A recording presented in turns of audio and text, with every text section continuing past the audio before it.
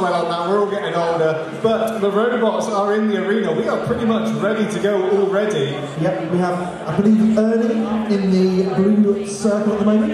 We have 7th Circle in the red. And I don't know who's in the green, that's a new robot to me. Baba Yaga in Baba Yaga. the green. Okay. So, a free robot fight. 3, 2, 1, activate! 7th Circle's picked up and hits parts of the Baba Yaga cluster.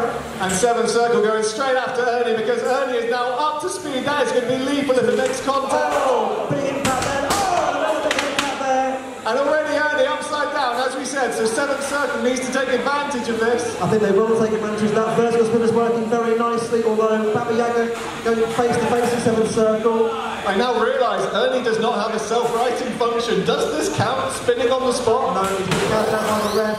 The hit button has been activated. 7th Circle has got Baba Yaga on its side, and I think he's going to leave it there because I think the fight's won. And a little bit of... It's definitely won now.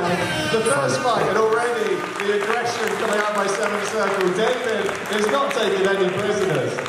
It's very clear because Dave doesn't normally get to fight as much because he generally is the arena master. Baba Yaga. In the meantime, in the arena we have percussive maintenance by the pick button, impulse and propane, 3 very established robots. And immediately they go head to head, not letting the egg beater spin up there percussive maintenance.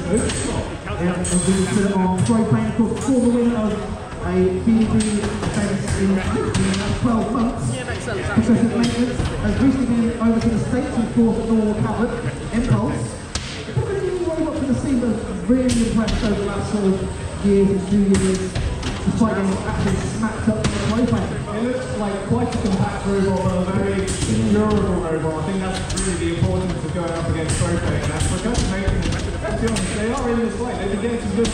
It is so beautiful. We've got a TV drive system which brings it straight from side to side as well as going forward and backward. Although that's going to affect it because the wheels come out. The wheel of percussive maintenance has been ripped out by propane. Button is available and is impressed by impulse. And I just want to highlight the beautiful light work on Garibaldi's excellence, that degree and that doctor is really coming handy for that. Impulse has got propane up in its forks, a great style of attack there. Oh. Impulse very much a driver robot, it's all about control. Propane is relying on the beater, but they are doing the dance and getting close to the corner of the ship. Great driving by propane and impulse again in underneath though. Oh, and a big impact. Propane and quite They're still in this. Propane almost down the pin, but I think impulse has lost a side of drive, or certainly has a wheel locked and it's front right from the screen of the picture. Has been locked. Percussive maintenance into the pit, and it's now down to 2, and that is not good. I don't think so. And it isn't. And propane, Andy Russell, superbly driven. It looked a bit ropey for the time, but propane, the quality paid off. 3, 2, 1, activate. Schism going next to Monterey Jack. Forehead underneath Schism turning Schism over. Schism right himself very good. And this is a very precarious area because they've gone very close to the outer zone. We haven't really spoken about that yet, but if you hit the floor of the outer zone, you are out of the fight. So it's a dangerous place to be. Absolutely, it's very risky being over there. Of course, that's where the pit button is located. It's kind of filling up now. This is the lights. So 30 seconds and then the pit button is activated. Monterey Jack looking a little bit slow around the arena floor. Yeah, might be struggling to engage with the most of their wheels of Monterey Jack. So that lifter was doing a fantastic job there. They really choreographed that. They pushed him over and it was really surgical, and now the pit button has been pushed. And Monterey Jack, that traction is really hurting them. And brilliant driving on Porto. Brilliant driving, and that was very tactical, very canny. Schism never really got going. You know, see that big hammer saw in play, flipped out the arena. Foreheads getting around the back and sides of Monterey Jack, and eventually pit was activated. The traction issues we discussed came back to bite them. Forehead brilliantly controlled down the pit with Monterey Jack. So for those in the audience that we have here today, we do have a live audience. Thank you for coming to see us in person. These kept the fashion police lights. I believe in that. Great up to speed immediately. And people just go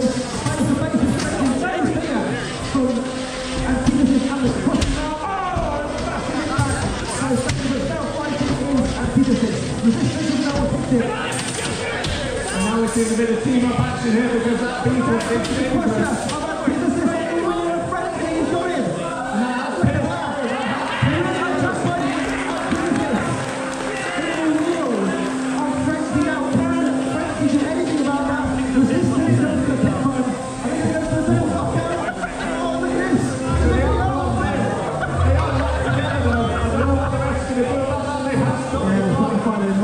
Too long.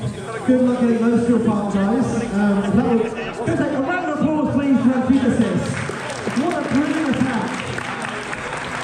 So completely immobilising the beater and just throwing him around as a ragdoll. But let's talk about the inability to disengage. Doesn't that hinder them? It does, because now I believe that's... Is that your one or is that frenzy? That is the fight one. Okay, that's the fight 100, so that is it now. So if that happens again, we will go to the judges, I believe, correct? Okay. Just a bit of clarification of the rules. So that's quite difficult for resistance in a three-way fight. They need to make their presence known if that was to happen. Absolutely, they need to kind of get on with the program and kind of get back in the action. Because they've kind of stood up. I understand why, because there's a lot of energy going on with Frenzy's egg beater. I think it's just kind of playing about like a cat, really. To be fair, in these early rounds, it's so much about survival. You don't want to take too much damage in these fights, but you've at least got one more fight. Absolutely, and that's a one-on-one, so you've got a much better chance, especially for resistance, who's a much more control-focused robot. The pit is still down, 1 minute 19 according to the timer. Let's see what happens. Away we go, Frenzy away from the pitch, immediately back up the field, and resistance. Resistance away, running ever closer to the pit.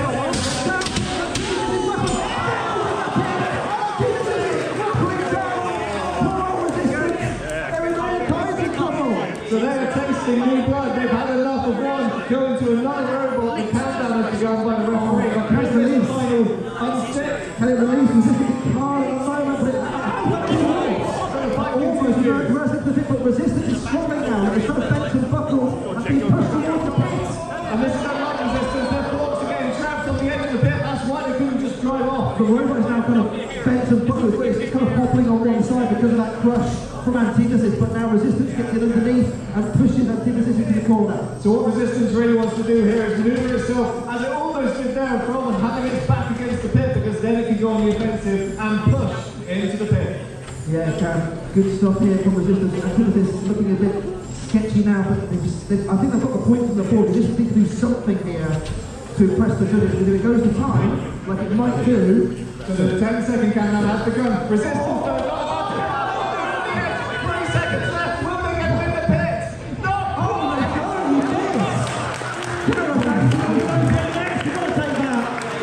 But we're going to the judges. What a fight! Well, Frenzy's down with it, so they are out of it. Resistance between Resistance and Antithesis. That crusher on Antithesis, we've not seen it that effective before. It goes straight through the leg. Unbelievable. So I don't know if they've revised their weapon. It's clearly a very tight pincer weapon. That very, what am I trying to say? That wedge on that pincer really does pierce through. Yeah. And it is so powerful. Yeah, a lot of pressure. He's profile a lot of the front end. That's what I'm trying to say. There's a lot of pressure on a very small edge, and that allows it to pierce through the material. And it went through not just one robot, but 2 robots. So let's see if it can keep that up. Yeah, brilliant attack from Resistance. Resistance protected there, they kept mobile. They did start to get a foothold. Owen, no question. Demons through it, and Babrock, the 2 monsters, CDG. That big unrequited spinner there, good attack on Babrock early doors. Immediately into that plastic, but now they're losing a bit of control, and Babrock taking advantage of that, getting behind them. Babrock is brilliantly driven by Owen. He's a very good depth of what he does. He's perfected his robot over many years, and he's become a real force in Beetleweight over the last sort of couple of years. It's a scaled down version of featherweight, 60 points, and he's scaled out really well to Beetleweight scale. He's now got CDG up against the wall, he's going to grab and lift it. So I will say Doom Spirit not really finding the traction, struggling to get around the arena. They were pushing the pit button and it was activated. Now it is, and they're getting to the go. It's very much there in Spirit. I don't know what's going on with the lift. Very much waving their arms in the air like they just don't care. They Meanwhile, Bavrov and, well, there's some fight going on. CDG, Bavrov and CDG, they're having a real tussle. And now CDG trying to get Demon Spirit into the pit, but living another day, Demon Spirit went away. CDG's weapon has stopped working and hasn't been working for quite some time. So I do wonder whether that weapon is now immobilized. That count against it should go for time. Demon Spirit now being buffeted about by Bavrov. So I'd say this is very much Bavrov in the driving seat with that traction, with that ability to grab, and the pit is in play. We're seeing a nice little good push. Yeah, good push there from Demon Spirit going to much in this fight. Demon Spirit now pushed against the inside wall. Bavrov has enough to lift over into the empty zone. So this is getting close. Bavrov, very unlike Owen there to get close to the pit. Yeah, he's very skillful. He's been dangerously in this fight on occasion, but I think so far has got the control of the pace of the fight very well indeed. And that's a good thing that we're getting both robots up against the corner. Bavrov just has so much more traction. Because we are going to go to time between Phoenix CDG and Bavrov. No one eliminated, so we'll go to the judges for that fight. Big tournament. Die fight with the big first was going to watch die fight move, by the way. It's amazing to watch in the arena. Massive weapon, look at it go. No rules on die fight, only weapon, and that was enormous impact on die fight. So the body shot they've taken an impact, and everyone reeling a little bit from that, breaking over on the side there.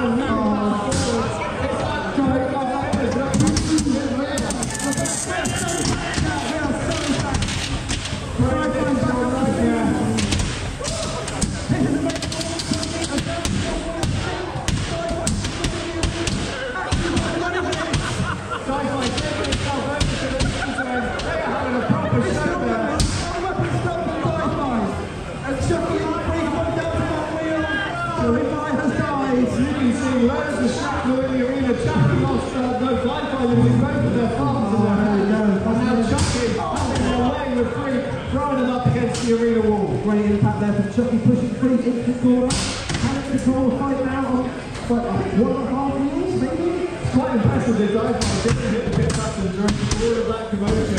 Quick very close to the pit, but Freak meanwhile is having an absolute moment. Chucky, no, press the pit. Chucky is breaking himself apart. Freak is breaking himself apart. So now Chucky does have to be a little bit careful because the pit is there. They could fall in accidentally. I don't think Freak's driving very much at all. One wheel is just spinning in place. The other one's not moving at all. It's just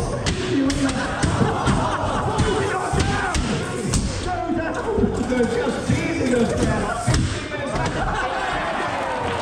Here we have updates. I tell you what, that was an explosive battle. Great. Gareth, can you just tell how is the arena sides doing? They're still holding, that's all that matters. My North Star pain. Yeah, so Kenneth in reds. Sean said from District 2, I'm going to lock in, I'm going to win this fight, no problem. We will see. Gifford immediately goes to District 2. The 10-inch deficit is what it was described as earlier. I was going to say, Kenneth is such a wonderful name, and then you see the weapon and you realise that's too tough.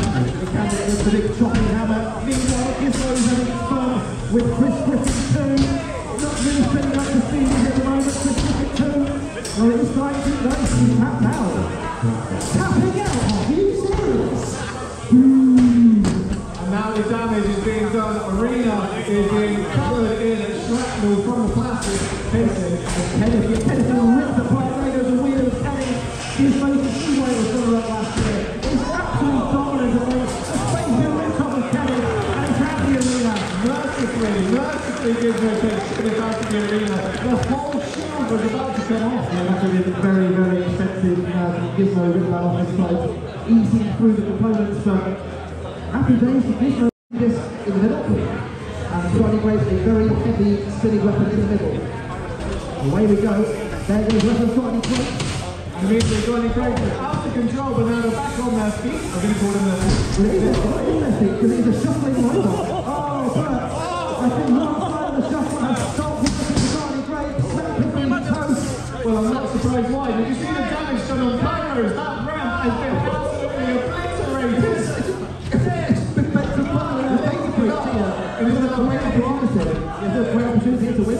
breach. And Kyro's been lifting up Data Breach, actually using that as an ability to hook and then hold Kyro's up on that ground game of Kyro's is kind of now non-existent, isn't it?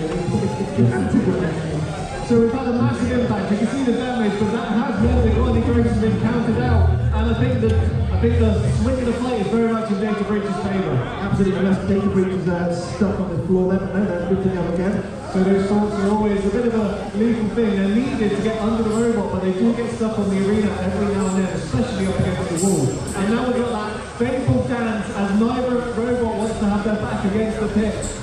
Kyro's has changed tactics and is using the circular sword backwards. This is really because they can't use the front to get underneath them. So it's the reverse. So no longer is it a hammer, it cannot come down on top, but they are positioning it, and Data Breach is becoming aware, using the lifter to get where they want to be, but brilliant maneuverability there. Kyro getting close to the pit.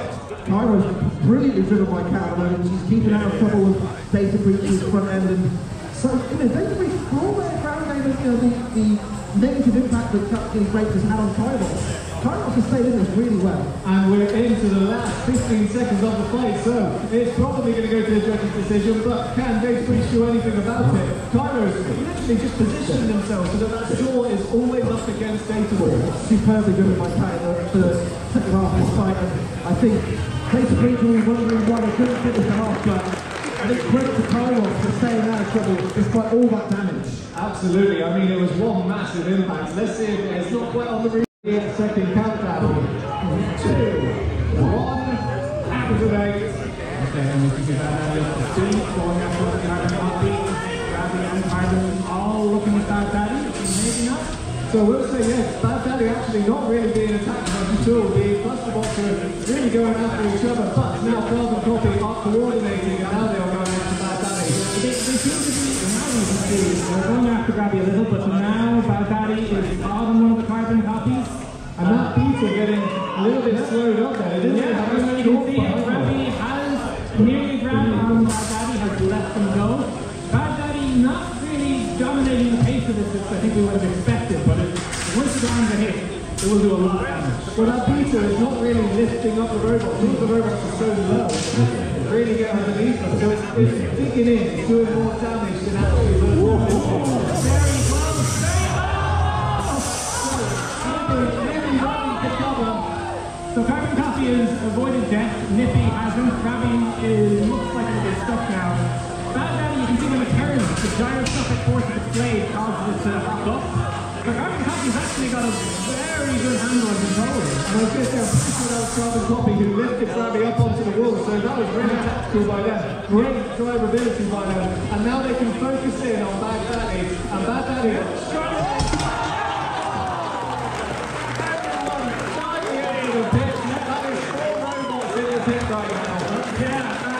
and I will clarify as well, for the rules here, if you have a simultaneous pivot, the robot that falls in first is considered the one eliminated. So in that situation, even though both Carbon Copies end up in the pit, Bad Daddy hit there first, and so I would argue has pulled off the upset. Well, the officials are conferring with each other. We do have access to the live stream, which we're watching now. I don't know if it's going to go to a judges or if the referee is able to make a call. Beautiful paint scheme, not going to last this fight. So this is very much a Roboteers 3 battle in the centre. We've got some very different robots here. Paragon Spin, spinning up, that is a full spinner, and throwing away the robots who hit into it. You can see the effect there. I mean, Paragon Spin takes a while to get up. Oh, I think that might be, no, it's still going. Well, that's the weight of Paragon Spin. I think that's needed to stabilise it. Let's go. So yeah, Lanceberg is out. Paragon Spin, that whole thing is to help itself, right? If it's flipped upside down. It still seems to be working, and the Bonkers has had a lot of control of it already. And that was a tactical aim. Bonkers aiming Paragon Spin into the Uhtred, but Paragon Spin too much momentum. Yeah, right back out. Very fancy polycarbonate, thanks for that. But it's not okay. The robot's getting thrown across the arena. Paragon Spin is Paragon Spin's more Bonkers than Bonkers. If you can believe Paragon Spin does have magic underneath, so this is actually being more stable than it otherwise would be. And I think Bonkers have been really tactical here. They are purposely getting themselves on the back end. Paragon Spin in the Uhtred, and scroll. Yeah, I think the box is very near to that zone. Paradigm spin is so durable. So the other robot goes for the bit box and they want to see this fight out, and it is 40 seconds left. Yeah, I'm very impressed with both of the durabilities. And Bonkers doesn't look like it sustained any real damage, but I imagine these hits are doing something. Is that Paradigm spin out?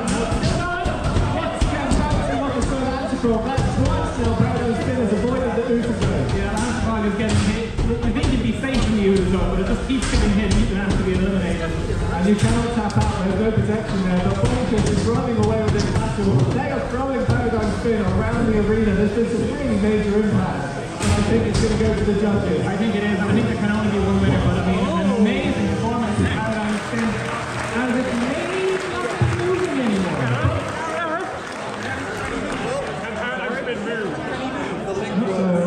The refs are going to have to cut you off there, Craig. So, Luchador, what an incredible match. I think that's the red zone with the lights gone off. And then we have Groundbreaker along with him, the blue, and that only leaves that only leaves So Robert, you just mentioned your name for this fight. They're already out. And Groundbreaker is on the edge. Luchador taking no prisoners. Last year's champion. Yeah, now Luchador this year does not have access to the grabbing component. It's just a lifter, but it's still driven well. And is there enough room in that Luchador for two levels? I think there has to be, but I mean, it's still up in the air. Groundbreaker hitting our beautiful new hit button as well. So I feel like Groundbreaker is potentially immobilized here. They're just not moving. The Luchador seems so committed to getting them into the Usazo. Oh, they just helped out Groundbreaker. That is a pushing back. And down into the pit. There's Groundbreaker. What a first fight for Luchador. Yeah, no, I mean, we didn't really get to look at it properly pre-fight, but we'll see it with Greg when he interviews, but it's such a beautiful design. And I would recommend the sauce as black, so really good. So, both are up to speed, cornering, waiting patiently. The corner to me looks like a slower robot. They're like, oh, look at the shot, Phil. Immediately, and Bulbasaur's trapped. Bulbasaur is trapped. Yeah, so the link came out cornering, and Bulbasaur sort of ended up underneath corners in one of the more efficient hits, I think you could say, in this competition. So let's just review what happened there. So Cormorant had a brilliant grab. They came down and they were fully on top of Bulbasaur. But as soon as it did, it just shrapnel came everywhere, and Cormorant took down immediately. Yeah, and I want to sort of see I might see the replay there. You can see at the link on the side. That seems to be, yeah. So they resumed the fight. So they're seeing basically the corner move is a sticking, I would say. So this might actually still not over. Although Lawnmower is looking like it is lit lost one of its belts. It doesn't look like the weapon is fully spinning up to speed. And Bulbasaur now really just going in, doing the damage, and they were stuck. But Bulbasaur just not giving them any inch of mercy. Yeah, and I think Bulbasaur has bonus one out of nowhere. That is, we all assume that Bulbasaur had fainted, but no, they have won that match. So that was a very difficult match for us to call because it was so instantaneous in terms of what happened. Cormorant absolutely got obliterated, it was just gone full top, and quite unlucky actually for the link to be severed as part of that collision. Digested in the blue, some serious damage to come, I reckon. That's beautiful sauce. Yeah, no, I mean, bad pass. It's a difficult fight to be in, but we'll see what happens. I would expect these spinners to go after each other. The Digestive TCM is spinning up at the moment. Digestive really not up to full blast now. That's a bit of effort to not lose control. We can see Mini Bot beating the devil out of Alcoholic, and I think it has lost something there, but it's still functioning. It was hard to see which one lost the shrapnel, but it's definitely Alcoholic doing the damage. Getting a lift and digestive recovery, Alcoholic looking very stable, moving around, and taking a wheel off the digestive. Well, Alcoholic, that weapon is so fast you can't even see it spinning, it's very deceptive. Yeah, it is quiet, it's deadly, but it is doing stuff. Trying to push Alcoholic down the pit has knocked itself out. That was such a sad sight because one wheel was on the edge. It almost looked like they could get themselves out, but not quite. And look at Bob Toss, the mini-bot, flipping the paintbrush, trying to do some damage to Alcoholic. Yeah, so, I mean, it looks like part of Alcoholic has got into Bob Toss. Damage in one of the wheels, but they are still functioning. More damage to the mini-bots. And more importantly, Alcoholic's actually struggling to push them around. So they do have some pushing power in this fight. They have, but Alcoholic also has 2 wheels that are attached to the robot. Although, however, one of those wheels of Bob Toss seems to be in the weapon net of Alcoholic, disabling the weapon. So we're definitely getting the damage done. Alcoholic definitely leading that bracket. But we have 30 seconds left to go, and Bob Toss is somehow maneuvering itself over to Alcoholic. Yeah, they're both sort of limping at this stage. Alcoholic does still have mobility, but I don't know if it has the pushing power. Certainly against the mini-bot, and getting that in a bit will spur the point for the judges. So there goes Bob Toss's paint. He is now out of action in terms of the paintbrushes. And this has been quite a slow fight. Can Alcoholic finish the fight with both all robots in the pits? I mean, Bob Toss sort of living up to the image of the pro fighter.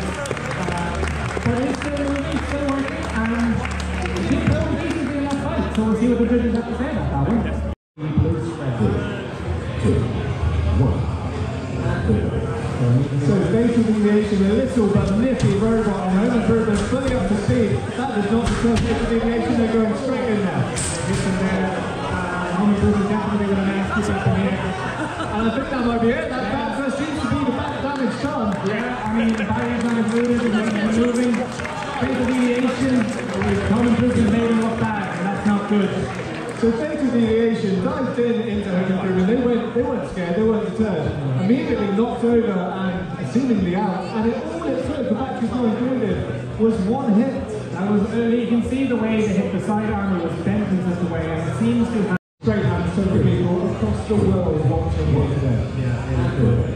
So this is sort of getting up to, well, not quite as up to speed as I was expecting. Jackhammer having Amethyst in place, Abracadabra taking control early on in this match. So this is everyone kind of stuck together, all being a bit pinned, but none of the spinners getting up to speed, not even Jackhammer's spinning discs, because nothing's really moving. Yeah, Amethyst is sort of working, but it doesn't seem to have a huge amount of momentum going on. However, the drive platform on it is still very strong, so it's not out of Jackhammer now is spinning up. I was going to say, Amethyst seems more than happy to play the driving game, the control game. They seem very happy, they're comfortable to play that. And Abracadabra, they're stuck on the wall. They're not stuck, but they seem very effective in mobility. But however, both Jackhammer and Amethyst are stuck to each other. Well, if I was Abracadabra, I'd be darting over to that pit up and look at where those robots are precariously placed. Yeah, so we can see Amethyst going to the pit. All of these robots, I would say there's not really a robot here looking at 100%. Jackhammer getting a nice hit there. I'm not sure how much damage is really done because I think it hit the weapon of Amethyst. That's quite a sturdy bit still. I think I can see a tiny slot there, but now you don't want to bring that weapon down now. And look at Abracadabra, one of their wheels is not moving at all, and they're getting a little closer to the pit. They might end up in the bottom. They're taking themselves out, so now Amethyst Jackhammer is a 2-robot fight. Yeah, definitely a shame for Amethyst, but there is always a redemption. There are interesting fits. We have a very interesting, very even fight, I would say, here. Amethyst seemingly running the clock, using pins, holding for as long as possible, trying to get Jackhammer to not hit. And this is going to be a really challenging one for the referee and for the judges because the weapons, they're just not really a contention in this fight. I know Jackhammer's got some good hits in, but Amethyst, what's that spinner been doing? I can't think of any impact made by it. No, the spinner hasn't been functional. The drive system certainly has. And it might, very close. I think Abracadabra though would have saved Jackhammer, just stopping Jackhammer from falling into the pit. And that is probably the closest fight we've had so far today. Yeah, that's a hard one to call. I want to really play. We have Bubblegum Lift, the lifter, Icebreaker, the vertical spinner, and the side of the other lifter, all in the arena now. And Bubblegum Lift immediately getting lifted up. That was a straight impact. Yeah, I mean, I definitely have to say the favourite in this matchup would have to be Icebreaker. Bubblegum Lift, very strong pushing power, has to be said. I'm taking it so far. Facing on weapon alone, yes. I would agree that Icebreaker has the greater damage ability, but let's be honest, these are some great drivers. And right now we've got Icebreaker stuck on top of Bubblegum Lift. And it's Siren, I think, is waiting for the pit button to be available instantly. Smart. Icebreaker is going to want to get this one finished quick enough because these two robots want that thing in the pit. I was going to say, so we've got pretty much two grab and push to control where it was. They are kind of working together, but then they do trip over each other. And it's just Icebreakers relying on the damage-doing ability of that weapon. In these fights, there's always a temptation to, if you can see a chance to feed your opponent into that other weapon. And Siren is stuck. They're stuck in a weird position, actually. They're waving up and down, but there's nothing they can do. They're not mobilized. They just can't self-right. Yeah, they need like a tiny bit more travel or a tiny bit more momentum. Very nice hits there. And Icebreaker looking. It's not even going to get its weapon up to speed. Now it is. Oh, Bubblegum Lift with a lovely pin there against Icebreaker. And I thought Bubblegum Lift was going to help Siren get unstuck so that they had an extra help in this fight. But no, they tapped out. Siren is out of the Bubblegum Lift is here. And it's still in this fight. It's still very much, it's taking the hits. The lifter hasn't been much in play, but to be fair, Icebreaker moves around so much it's time to really use it. Very close to the arena zone there now. So Icebreaker relying on that weapon. They're hoping that it can lift up Bubblegum Lift, but they don't need to. Bubblegum Lift is stuck out on that edge. They are stuck. Yeah, I don't think that just the way the geometry is working, it's a very unfortunate spot to be stuck. And you can see Bubblegum Lift, they went out, they have their weapons still working, but that's just so unfortunate. They need a bit more momentum and they would easily have stuck them. Metal forks. Good punching power, overhead weaponry. So very interesting match to see here. So Schism with a beautiful bright shield, and that's still going up against the arena edge, and now the hammer coming down. Schism usually waits a while before getting that weapon up to speed. Is wasting very little time in this match, getting that thing straight in. And they really are. They're going at the base of the weapon of Percussive, so they're really targeted in. They seem to be leading this fight. If you can get maybe the gears or the places where that weapon is, if you can hit that might disable Percussive Maintenance's weapon. Well, I just hope Percussive Maintenance's weapon comes down. And that is actually quite a heavy impact. And they are now stuck in the Schism, but they managed to release themselves. Yeah, got a very nice bite in there. One good hit back, and they might be able to maneuver Schism to hit. And it has to be said, the front shield because of Maintenance is doing a very good job of keeping that blade Schism away. Well, finally, Percussive Maintenance is able to get some impact onto Schism. Schism just dodging that one there, and once again going underneath Percussive Maintenance. The forks of Schism are really helping them in this fight. Yeah, another very nice attack there from Percussive Maintenance. Both robots not really landing these killer shots, but gaining points, gaining aggression. But you can see there, actually, Percussive Maintenance, that axe head is going very close to being belt on Schism. If they hit that, then that spinning weapon is gone. So Percussive Maintenance hitting the hit button, and I think Percussive Maintenance has a more of the reach than Schism. They're doing the ballet dance, they look a little bit stuck on their forks, and they finally release, and oh, they're getting so close to the pit. Very punch drunk here. Schism not getting the weapon, getting it going for the punch. So Schism, unfortunately, jumping Percussive Maintenance into the pit, and that is our first knockout. Percussive Maintenance. Bariaga in the blue square, and we have Tyler in the red square. Both of them opting to have their cluster balls, and the cluster balls fast right now once the big boys go up and out, and now Carlo is getting some damage from a sort of path of smoke. Yeah, they seem to have some kind of a hairdo on the top, but it does seem to have. I don't know if that weapon, I think that might actually have entangled the blade of Pyros. I don't think that thing can cut anymore. I'm looking at, I'm trying to see if we can see some hairs and some stuck matting in the sword. Yeah, that is definitely a power shot. I don't know if that would be working anymore. Pyros does still seem to have a pushing power advantage though. Absolutely, they're leading this factory in the sense they are the aggressor. The cluster bot coming in to hit the button. Yeah. So clearly, it looks like Pyros is now on the right side, and Bariaga with a good flip actually. Cluster team in their own fight. Pyros very close to the pit. This is still that over. Both of them very, very catchy here. We can see here one of the clusters just seems to have been immobilized. Pyros bringing in the blade again. Maybe just use it as a grabbing arm. That was very good. Well, I saw the blade spin up a tiny bit there by Carlos, but it didn't come in for any damage. As you said, it seemed to be more of a stabilizing arm, and then a swift little shift as it pivoted on the spot. And the both robots making darkness straight at each other, being spirits, trying to use those forks and lifters to get a good lift on Kenneth. Kenneth sort of orbiting Demon Spirit here, waiting to get a good hit in with the axe. You see Demon Spirit sort of having this 360-degree motion with their lifters, which in theory should allow them to get underneath the head from any angle, but it can also lift the robot itself.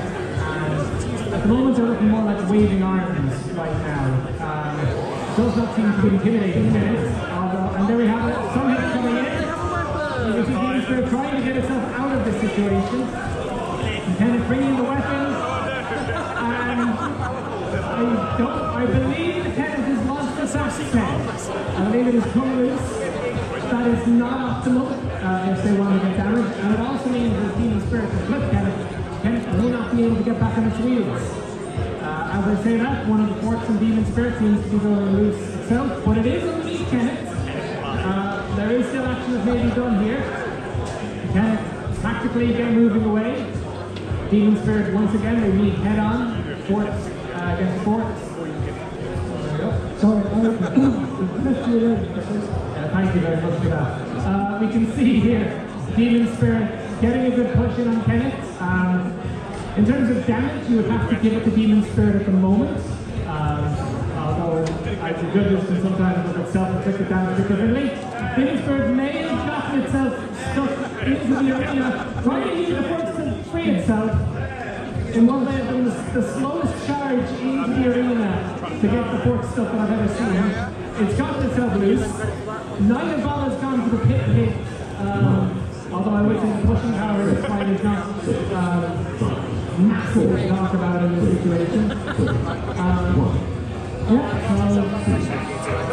that fight is going to go to the judges, who I believe are going to be thrilled as they're watching it. So, 3, 2, 1. So immediately straight on, we can see a huge amount of speed from both of these machines here. really just a head-on collision. And actually, surprisingly, Impulse didn't underneath one-tree jack. I thought the super one-tree jack would have stopped there. Yeah, no, one-tree jack is a wider scoop, but Impulse has those ground scraping force, has that drive power, and has the sewer snake style mechanism, which is very good at overturning opponents. So we can see here again, Monterey Jack under pressure. Still has some ability, but needs to get under Impulse to use its chainsaw weapon. Yeah, Impulse being driven absolutely incredibly good. Behind pretty much every time Monterey Jack turns around, Impulse is there and they're constantly getting underneath, constantly pinning up against the pit wall. Like you can see, Monterey Jack is trying to face Impulse, but it's so quick and so rapid. And getting these lifts, and now of course Monterey Jack can drive from any side, any angle, so Impulse, the only way we'll get a hit in a knockout will be from getting Monterey Jack out of the arena in this situation. And we're halfway through this fight. Impulse just throwing Monterey Jack up against the wall.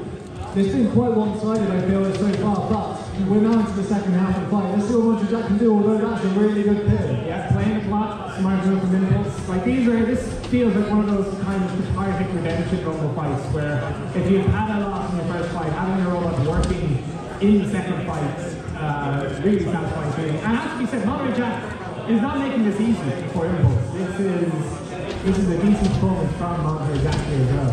And I'm looking at the Riveteers, the concentration on their faces. They really do need to concentrate in these driving matches. Yeah, so you can see here, neither of them going for the pit as well, although I say that, it looks like Impulse was sort of going for a new nearly got in there. But there's only 10 seconds left. And I say that, Monterey Jack just avoiding the jaws of the pit. And they're going to make it to the end of this fight. Yeah, I can't see any of them going in the pit at this stage. Very well done fight, very well done partner. Some very scary weaponry in here, has to be said. This is meant to be a rematch to and already you can see the impact. So immediately the Inferno against the wall is free, and Frenzy now darting around. They're trying to find the best way to attack Free because you do not want to get hit by that weapon. I will say, I do not see Frenzy's weapon spinning off. That is an disadvantage to Free. If they can actually stay on the ground. Well, you say that, but actually sometimes the weapon... Free is out! In the anchor zone! Frenzy, what a tactical maneuver! Yeah, no, I think that was very fortunate, but it was a fantastic move to be made there. Got a huge shield at the front. Chris Griffin is all offense, so we can see what happens here. Now we're up to speed for Griffin and CDG. A lot of gyroscopic forces going on here. And I feel that the arena is going to get down in front of the vertical. And I believe Griffin managed to slice the link on top of CDG. There's an optical link. That was genuinely seen. I was not expecting that. But I mean, that's always the thing. If you have an exposed link in these arenas, no matter how safe you think it is, there's always a chance it'll be sniped. Absolutely incredible. I mean, that's so unlucky. Driving Drake will not have some abilities, but it does have that very, very scary weapon, which Resistance needs to try to avoid. But Resistance is very happy to go face on against Johnny Grapes. I don't know why they're so happy to, and immediately they're pushing Johnny Grapes to the pit area. Oh no, and we can see some of the ability. I think I can actually see one of the motors inside. It's not quite engaging with the legs. Does it look like it's the gears? Oh yes, I can see something's wiggling. The gears are not quite meshing. And is that a tap out? That's such a shame. That is So actually, I'm looking in the arena and Resistance did charge into Johnny Grapes. And if we look in the corner, you can see. We'll see if they have fixed that problem. It will be a match for Grabby. So Grabby diving straight in and out on top of Amethyst. But Amethyst cannot get their weapon spinning like that, but they do get a pin up against the wall. Yeah, so definitely a way to play for time. We'll see if Nippy can go and help the larger Grabby robots. We can see Amethyst staying very close here at the moment. And I really want Grabby to do well, but Amethyst is such a low-profile robot. Grabby's grapplers are actually quite high up against it. They're going to really struggle to hold on. But now they get a chance, and that's exactly what they need. Attackers on the side. Yeah, that was a good push, good grab from Grabby. We can see again Amethyst, the blade trying to get up to speed, but seemingly unable to get a huge amount of momentum into that blade at the moment. And once again, Grabby getting the side of Amethyst. That's really where they can hold on and start to try and manoeuvre. The pit button lights has gone out, so it's hard to tell when it's enabled, but it is now going down. The pit is now a factor in this one. Yeah, and we can see it already Grabby in a very vulnerable position. Staying away from now. Maybe the pit button was not actually pushed. I think we may not have seen that happening. Well, I'm watching Joe. The pit is broken, everybody, so it will not come into effect. And I think that saved Grabby because Grabby was not in a good spot. Divine intervention saving Grabby. And I believe the fight is over. I don't know if it's been called yet because there is a mini box, but it does seem like it has been called. There we go. The siren is gone off. Shout out to Joe for the control. Everyone, please, a round of applause for Grabby. They thought they were safe. I thought they were safe. It wasn't going down. A bit of technical issues in your arena. Please don't blame us. But we'll see how it goes. Also, the mini bot is. But let's see on the face side, which is concerning. Oh, we're getting a false start here. So I think Bob Ross's Bot's mini bot just went into Paradigm Spin a little too eager. The paint palette making contact with Paradigm Spin and not letting Paradigm Spin really get up to speed.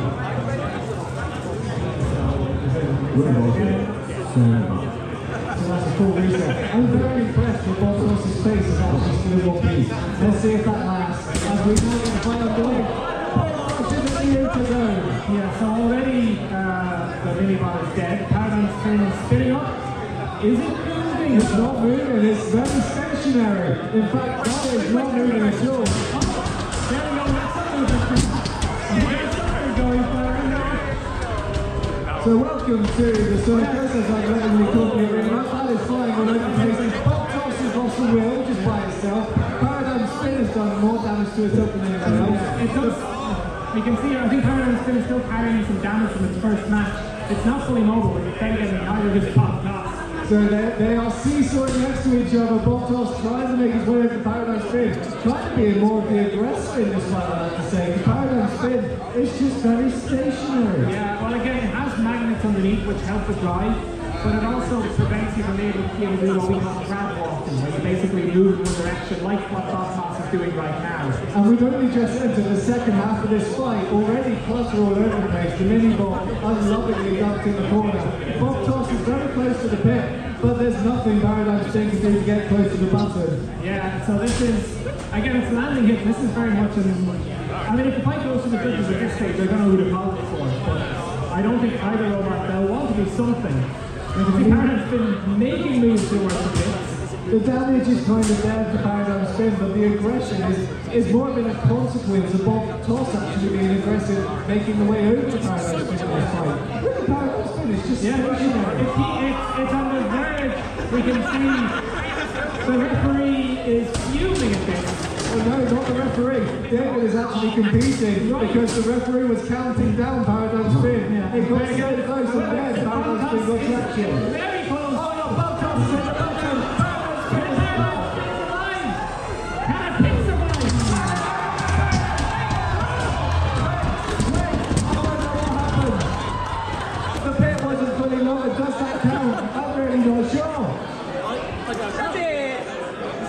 I'm looking over at the judges and looking for a ruling. The pit was not fully lowered. Does it count? The judges are asking for. The fight is about to take place. Siren in the blue, Agarwala in the red, and Agarwala driving straight in. This is going to be a battle of style fighting. Although Agarwala with the axe hits, that's going to do well in aggression. So now the forks are wedged each other. It's quite a difficult manoeuvre. The both forks are under each other. Siren is the one looking to break away, but Agarwala doesn't seem to be able to. And that is a cease as we have a pause in the fight. Let's separate the two robots. To me, Agarwala's fork is very much stuck underneath Siren. Siren was able to manoeuvre to get their fork released, but this isn't going to hinder them necessarily. The match has a free release. Joe is struggling, actually jumping in himself into the danger zone because Joe is Joe Brown. Round of applause for Joe, everybody. Well. Edinburgh champ, by the way. Edinburgh champ, he's a Scottish champ. Hates to be saying that. So we are going back to the fight. Attention where it needs to be. 1 minute 39 left on the clock, and both roboteers eager to get going. So Siren pulling away so they can get better action, and Agarwala looks to be stuck on some debris. I think their wheel is actually not moving, and that's actually the break. And there's a lot of smoke there, so that is control is down.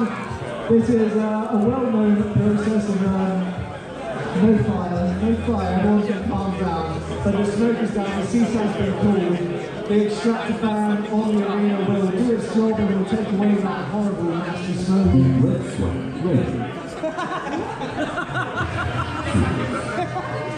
He's ready to tap out. And I think roboteers have found a secret button that has some sound effects, but we're just waiting for the smoke to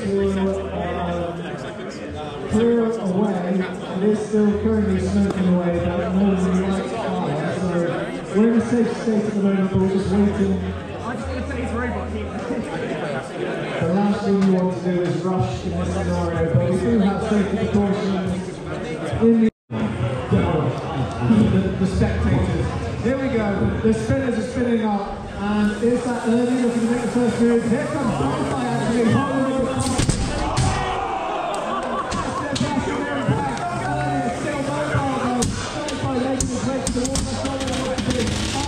Able to attack the back of Butterfly. Rob's trying to get his robot turned around here. He's going to make some contact, make some magic happen with them. Well, he somehow managed to do it. The gyro effect of that spinning weapon, he's maneuvering himself over towards the enemy. Can we get another massive impact as the pit button has been activated? Early's weapon isn't working to full percent here. But I don't think Early needs it, because the pit is lowering, and Managing to get away from the edge. In defiance, Sci-Fi jumping out of the pit, but he has touched the floor and was out. Sci-Fi, what an incredible robot. Wow. Just nice try, Cody. There we go. Very much a difference in scale. We can see over the tail deviation, very nippy, very rapid. So my question is, what can tail deviation do to the power? It's able I would say that's part of it. It can try to lift and flick Corman around, keep Corman in whatever target it needs to. Try to avoid the center of it getting hit by the blade. But you can really go against the metal of failed deviation. It seems like when Tony attacks you, wobble around like a jello. Yeah. Yeah, I would be very interested to see Cormac against a spinner because it feels like everything will just bounce. But against fatal deviation, like, one effect of lift with fatal deviation. It feels like you're watching two different weight classes coming together. Oh, there's a jam on the left side of Ryan for fatal deviation. Tony bringing in the score. It's absolute monstrosity here. There we go. Oh, it's getting to know each other very well. Fatal deviation is now against 3. Just needing the recovered mobility. So, still jammed up, I think, in the front corner there. Yeah, that's a very oh, you can hear the score go down. I mean, they have to be said, fatal deviation is remaining aggressive, but so is Cormac. This is a relatively even fight. I was not expecting that going into this match. I don't think they're going to get big enough for this one. We were at all. No, exactly. So we can see that if Cormac can strike the length of fatal deviation, which does stick out at the top, that would be a genuine knockout. And you can hear him going for it now. Yeah. Tony bringing the pain as usual. That is genuinely very good control. Very good control. Fatal deviation is just relaxed here. I don't know what to do. If I had a big robot on the, I would have been very confused. So it comes down to the wire and it looks like I don't think the countdown is coming behind the fatal deviation. Just kept on moving. But yeah, we're going to do this. Yeah, going for lunch.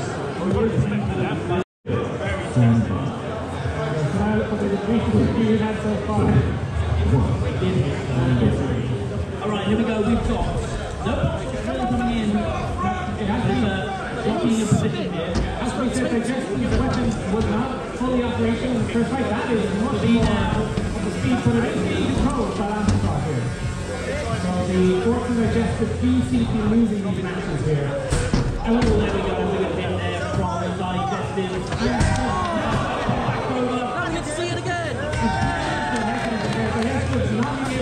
Capitalize again. Lancelot definitely a nip and tuck fight at the moment. Now on the wedge, yeah, keeping Digestive under pressure. There's a lot of gyroscopic forces involved with Digestive. And Lancelot is really unsettling. Don't think a hit. I think a right side of it is locked up. You know, yeah, with a bit out there. Lancelot. I mean, both really have to say half the drive power against the others, but I think that's the same. Yeah, I think so. Some visual issues, but again, both robots looking very strong. Anyone's to win here. Lancelot self-fighting, takes the ball, self-fighting, but again, not fast for Digestive. You can see here again, Digestive trying to stay in the news. Again, Lancelot survives. Final goal, flying. Yeah, again, the pressure. Like this is still. Would have been in pieces before this.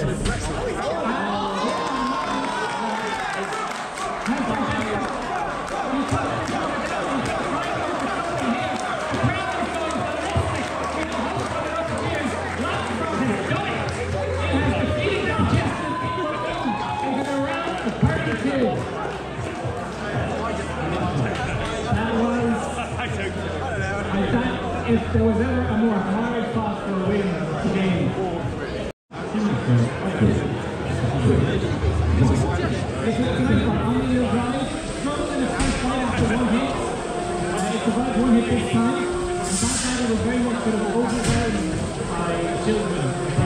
Now it's doing the overwhelming, and I think that's it. His battery is not really hard right. They get there from back down, keep the fight going. I mean, I wasn't worried by that. I don't know how you export it when you're getting blown in the face. But I think that's it. The mockery. I'm getting down there. yeah, very qualified and measured and showing that it's still good, it's still in the fight. And going into a very good thing with that. That's all you want.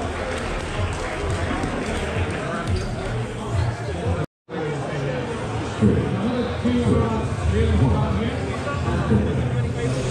Spinning up, out of the crowd, flying to the center base. Already that Beetleweight taking a major hit. You can see here, out of the drop out, wasting no time, keeping Lawnmower under pressure, nearly getting flipped over. But Lawnmower pushing back, doing up that lifting weapon on out of the drop. A very even fight so far here. It's flat sides and Walmart might be possible to get 5 stacks in there, but not right now, maybe, Alex.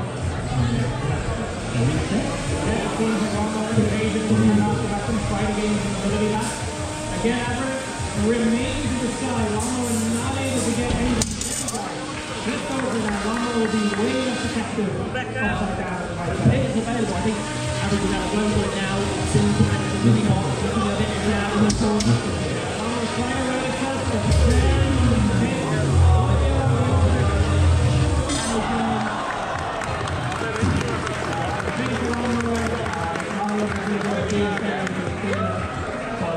very, very dramatic.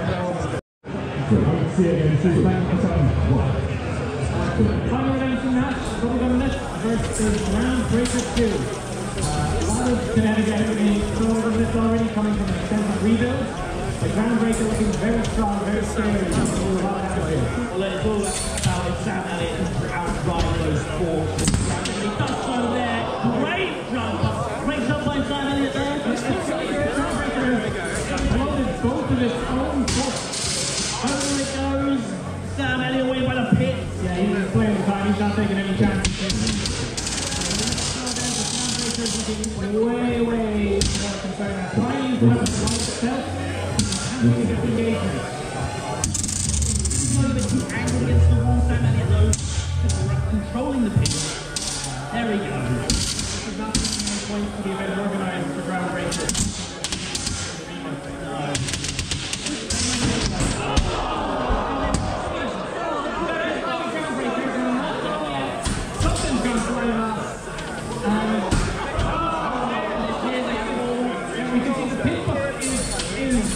Shattered in some way, but you can see. I just found down the swimming buckets there, but he's got it. Great point from Groundbreaker. That weapon is scary, very, very scary. As we can see the audience almost gathering around.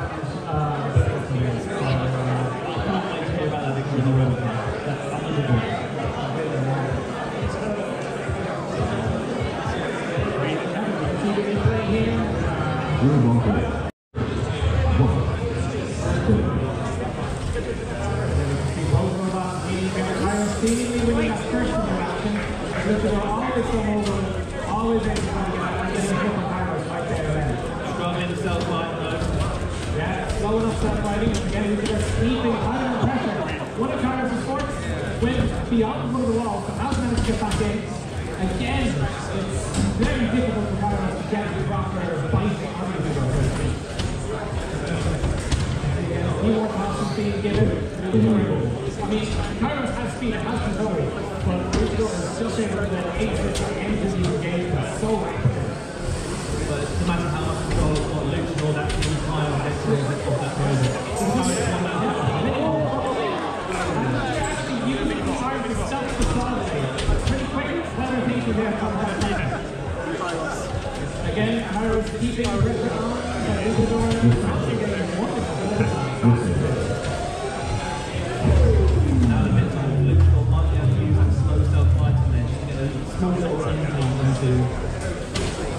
Again, it has to be said that Luchador being as fast as it is also one of them being knocked into the pit. Right in the middle.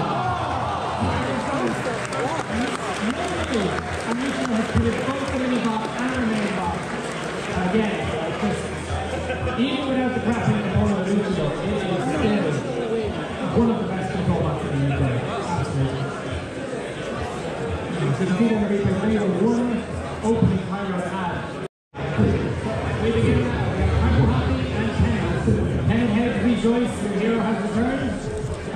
Carbon and Hoppy, though getting in, using its control, already putting on pressure ahead of it. Hoppy already looking a lot lower than Kenneth in the first few exchanges, and they have two of them. Hoping to get one underneath, maybe lift them up and then have the other one pushing forward and really have it. Yeah, has to be said, I think Carbon and Hoppy had one of the more impressive wins. Being Bad Daddy in its first matchup, and it's performing very similar here to Kenneth. You know, you can try to keep one of them ahead of him, but you can't keep both of them. That's what I said, Carbon Hoppy has drive and whip power as well, which is very hard to be adjusted on.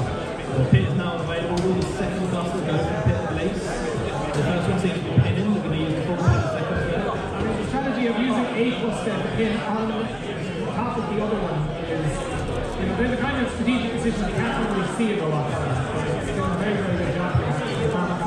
Controlling that. Again, with that hammer, presumably attached to the this time. It does seem to be working. No, it does seem to be missing. It might be a little too tall actually to reach Karen Coffee. Either one of them. Tom's got to be definitely winning the ground there. You got this fight. It's going to be an uphill battle.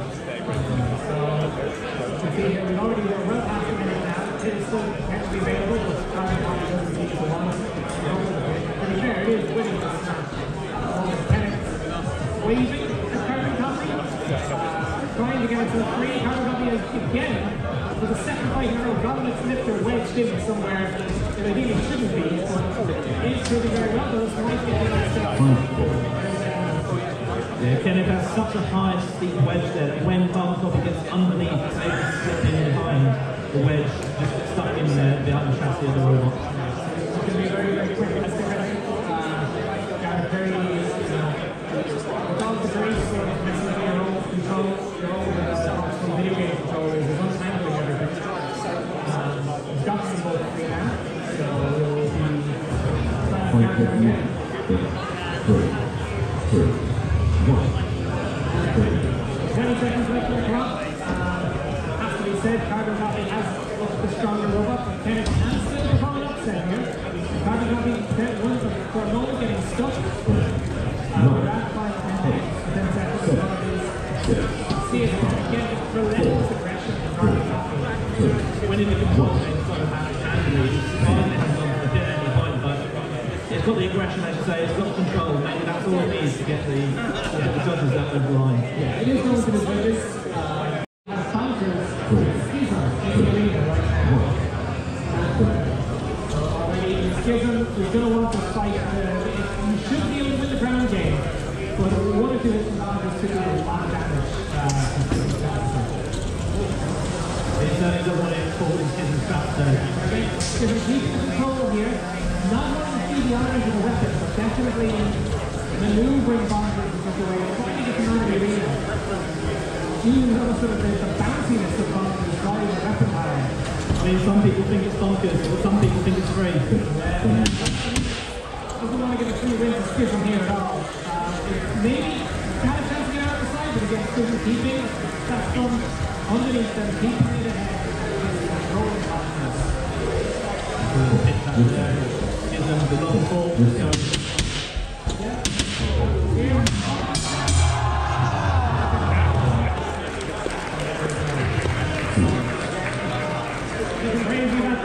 Gifford has gone on too.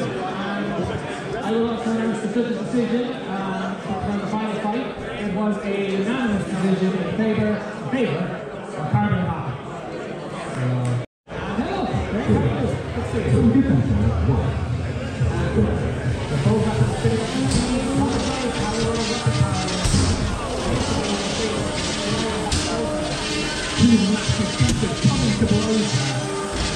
Which one do we think is going to cost plenty of action?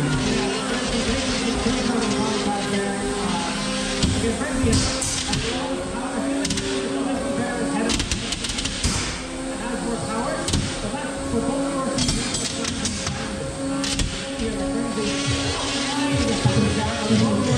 Bobo seems like a block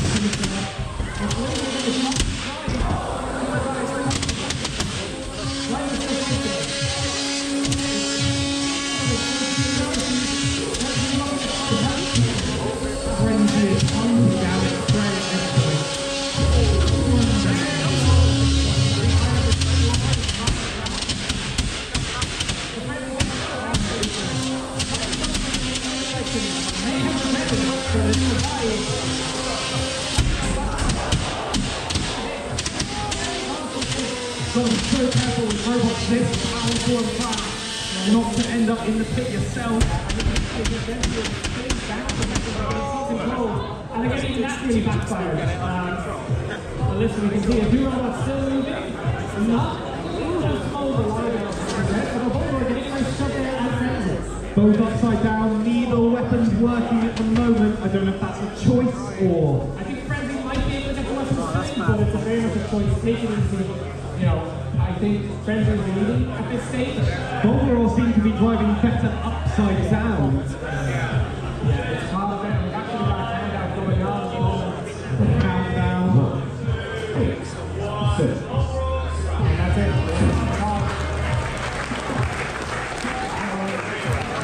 I'll have to check exactly what the time again, just to confirm if that seems standing on that. Stand by. 3, 2, 1. Hard to say who's going to go for who at the start of this match. Flick getting a good throw on Stoke Cargate to start off. I think Dolos really wants Alex's robot. Really loves it. Wants to get an old hug. I think it's a battle now. Oh, it's ruthless, isn't it, really? It's a massive blow he's got Dolos. Is this bullying? I think it's bullying. Morgan. I'm not a teacher anymore, so I don't have to call it out. Look at that. Is that a belt on? Looks like one of the lifter arms, possibly. Oh, I think it's all gone. Flick is bad in the corner. Links out, and Dolos is now just absolutely ripping into Sinikage. Invert mode. It's still moving.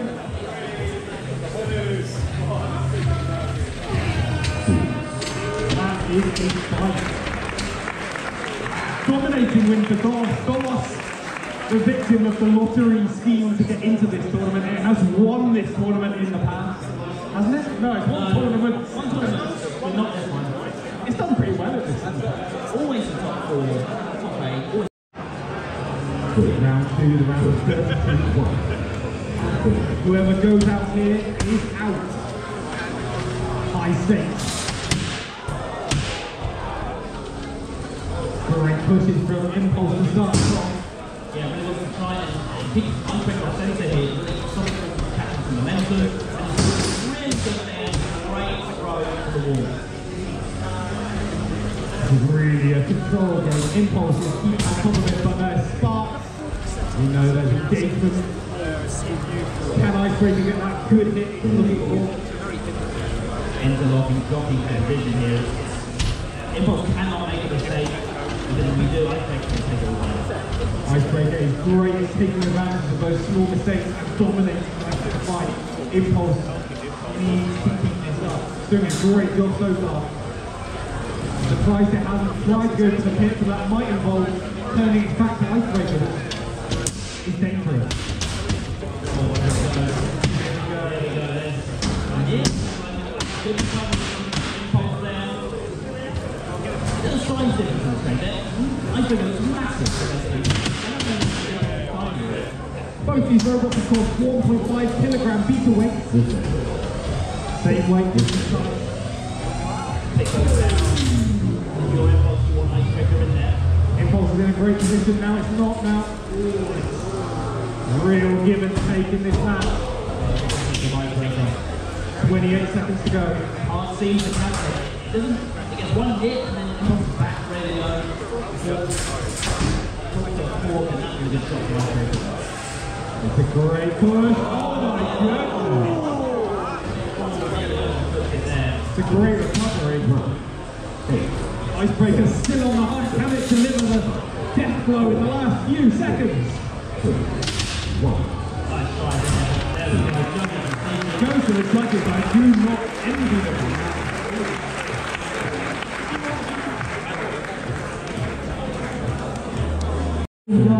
Next fight, let's do it.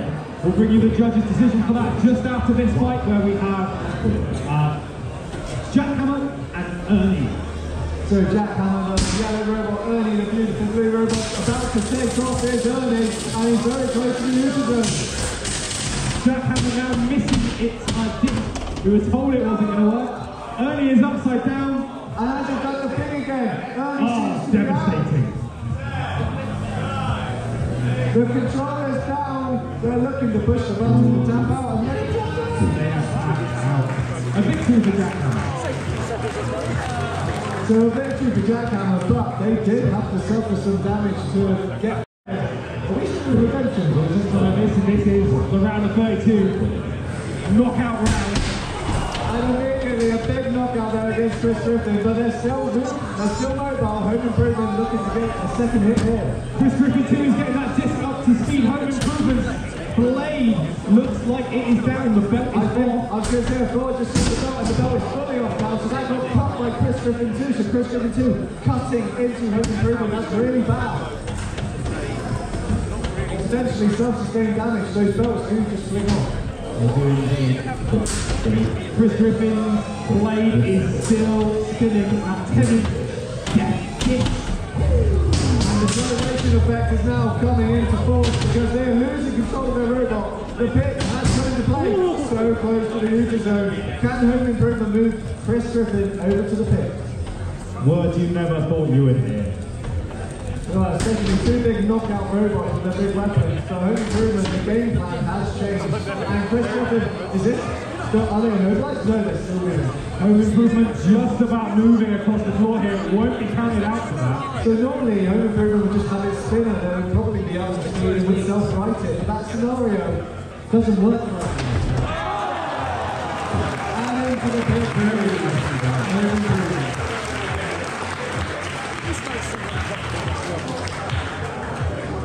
So the fight changed dynamic quite quickly. There was a match.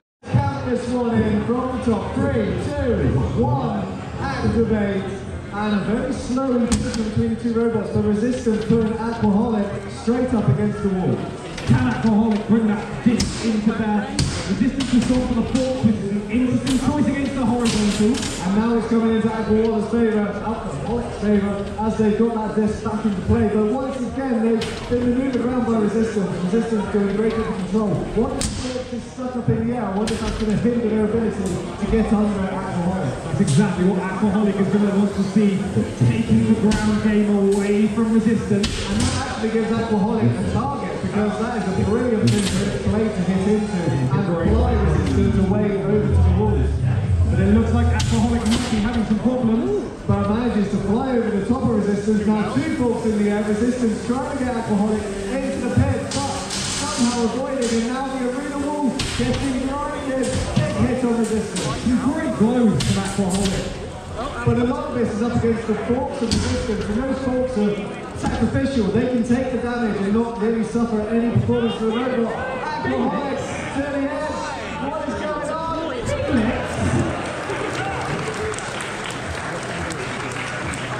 the heck was that? Well, I would like to say fantastic maneuverability where so a grabber robot, which is Backrock, and an antithesis, which is meant to have a spinning weapon, but again in this fight we haven't seen it really come to life so far in the competition. Amethyst spinner, we've been told to expect not to work. Sadly, it may be down for the whole tournament, which makes Amethyst a pusher, but it'll be an effective one. But Backrock here with the suplex, but the weight shifted of Amethyst and that pulled Backrock over, but that was a great lift and a grab, and now we have Amethyst with a bit of a pin of itself.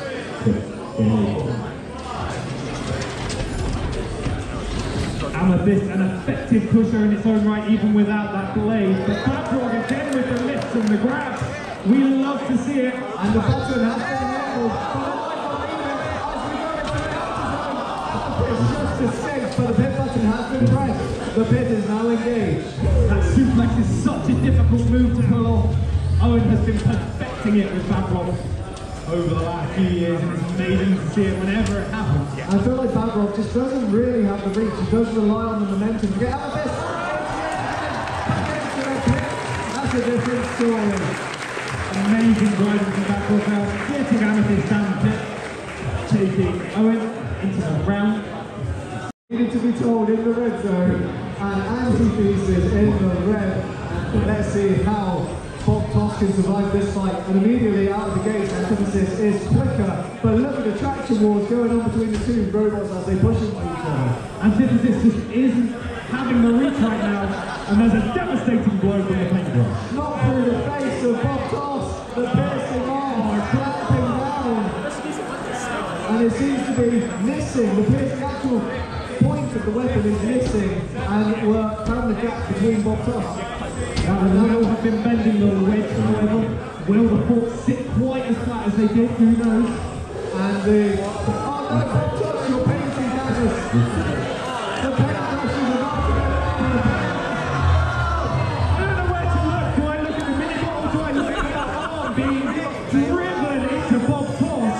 All I can see is a lowering paintbrush, and then we come back to the fight, and Bob Toss, there is a pierce manoeuvre going on, and we have seen it in the past. Has Antithesis got stuck on Bob Toss? Only allowed to grab for a certain amount of time before it gets unstuck. You get one unstick in a fight. The crowd love Antithesis. It's a great fight so far. I mean, the smile of Bob Toss is actually becoming quite unnerving as it's going through this ungodly pain. And that is properly wedged. We can see Gareth, That is no accident. doing his darndest to get that robot disengaged from Antithesis. So this is what we mean. It is not just a grabber. It really does go in to the robot, the confines of the robot, and does all types of damage. And Gareth has handed over to David, who is, I don't want to call him a more experienced arena manager, but he has managed to get the job done. Gareth needs to eat his spinach. Yes, well, expert hands by David, and the robot's position relatively close to where they were. So that was the one and only detangle. If that happens again, I believe we'll go to a judge's position. Directly to the judges. They will be taking into account the fact that Antithesis calls it. So we have 1 minute off this fight left to go. The second half of the fight. Can Bob Toss make a showing as the pit is still down, and Antithesis again. Bob Toss. Unfortunately, Great performance from both of those robots. A real back and forth at the start, and then Antithesis really got into the swing of things. Nice to have you done. Thank you very much. Very excited. We're getting closer to Circle spinning up. Siren trying to meet head on. We know Siren can't put them on this. Tough fighting. Has prepared or fixed that. Maybe let me get back to 7:30. Circle's not giving him any chance at all. Well, it does look like Siren is kind of out. The controller's on the floor. That's it. There are 7 Circle doing the showboating. What a very quick fight. Just 7 Circle. We know that David does not give any mercy. He is relentless when attacking the robot. A couple of points there. Siren seemed to be stuck up against the wall. 7 Circle came in and hit them and disengaged them, but yeah, just look to mobilize. Yeah, I mean, 7 Circle, when it is working, it's very well driven. It hits very hard. And that was sort of a very best case scenario, 7 Circle fight, I would say. This is a competition and there's no love lost. So the fight has now began, and Sir Lancelot charging right into Chucky. This is a battle of the pushers, and it's that Sir Lancelot stuck on the wall. It's trying to get itself away using the drive and the lifter. So it does have a lifter which pushes forward. If that gets enough momentum, that could push. Time it well with the wheels, but that's Sir Lancelot putting it down. Or are they going to give it another go? They've got one more try. The countdown has begun, but we don't want it to end like this. The front chance is starting. I mean, you know, we can see the new, I think, this is, it's a shame this is happening. Yeah, I think it's They were ready for a battle of sheer will, pushing and battling, manoeuvring each other, and Sir Lancelot, bastard's limit. That is the risk of having forks. They do get stuck under the arena wall, and there's just nothing as a robotator can really do. Sir Lancelot, best placed to try and manoeuvre himself away because of the... So Bad Daddy in the blue zone, and this is going to be a head-on collision. Immediately that drum beater hitting into the wheels of Bulkhead, and now he's flipped it up. It isn't quite where it should be. They seem to be out of sync now. The wheels seem to be out of sync. Yeah, there is a way to fix it. They see it there, but again, Bulkhead, you have to say, Bad Daddy is in control, but Bulkhead is able to put a lot of pressure on Bad Daddy here. Well, they're very much sizing each other up at the moment, and look at that, self-right by Bulkhead. That's what that robot can do. Unbelievable speed for Bulkhead. Wonderful bend, but again, they're able to get some key pressure. Able to keep putting pressure on Bad Daddy. One of the wheels in Bulkhead still seems to be damaged now. It's so difficult keeping up with these robots. They're so quick, manoeuvring around the arena floor, and Bulkhead there does seem to be having a little bit of issues with his wheels. One of them has actually just come off, and that's now sticking underneath Bulkhead. It's barely hanging on. something here. This is not how you should be driving a robot if you aim to win. That just doesn't really know how to engage with it. Yeah, I mean, it's a very close call there. Corkins still functional, it seems, but I think losing that field now completely has given it back some ability. It is taking hits from Bad Daddy, but it definitely is still able to move around. But Bad Daddy, they're trying to push Forkhead into the pit using the back of their robot. Didn't quite make it, and now they are just chipping in, doing damage. And listen to that noise, what was that? That noise, I think, was one of Forkhead's force getting into the drum of Bad Daddy. So I think we're going to need a bit of an untanglement here, and that's Bad Daddy into the pit. Great fight for both competitors, I have to say. Bad Daddy won that one, very strong fight. Forkhead did not make it easy. Now, something you're not going to be able to experience on the live stream is actual control.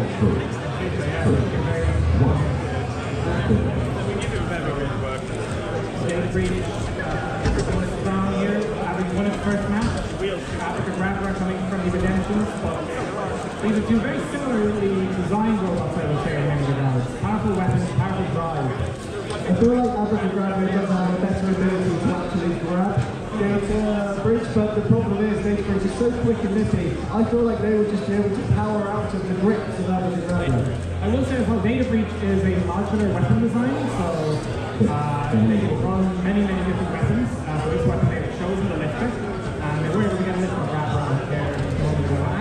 And again, right here. I'm just looking at the forks of the two robots. I think Data Breach's forks are working better for them, able to get into the side of Africa Grabber. Data Breach, such a low robot, really is difficult to get underneath and lift it up. The fourth game it's a game for a reason, robot combat. If you can have it, if you can win every head-on interaction with the opponent, it's a major advantage. And we can see there the little cluster bot of Africa Grabber making a nuisance of themselves. It's not really achieving much, but it is fun to see. Another great trailer from Data Breach, keeping pressure on Africa, not allowing them to get any proper. Well, Africa Grabber is now stuck under the cluster bot, and I don't know if that's going to. Well, they're still stuck underneath the cluster bot. Africa Grabber spinning the wheels frantically, but they just can't escape. Dean Africa is definitely in danger now. It has gone down, and it looks like the minibot may be sacrificed. Oh no, it's well taken. Data Breach tactically hitting the button and standing back, waiting to see what happens. I thought as the pit came down. So this is the robot usage we're most scared of. Gizmo in the red. Let's see exactly what it can do. Bubblegum, hold the horses. I think we had a very early spin up there, eventually just basically nervous twitch of the joint. Ellis is absolutely no so that is a very respectful thing to do. No harm done, we're going to restart the match. The stance of both these robot here is massive, they're fully concentrated. So now we're going to hear the weapons Gizmo going up against the forks of Bubblegum Lift. And look at this, Bubblegum Lift getting underneath. That's exactly what they say on the tip. Yeah, Bubblegum is putting a lot of pressure here on Gizmo very early on.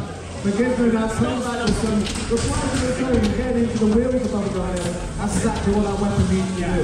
One thing about Bubblegum that they cannot self-right by itself. So if it is upside down, the wedges will still scrape against the ground, but it loses the weapon position, which is very valuable to have.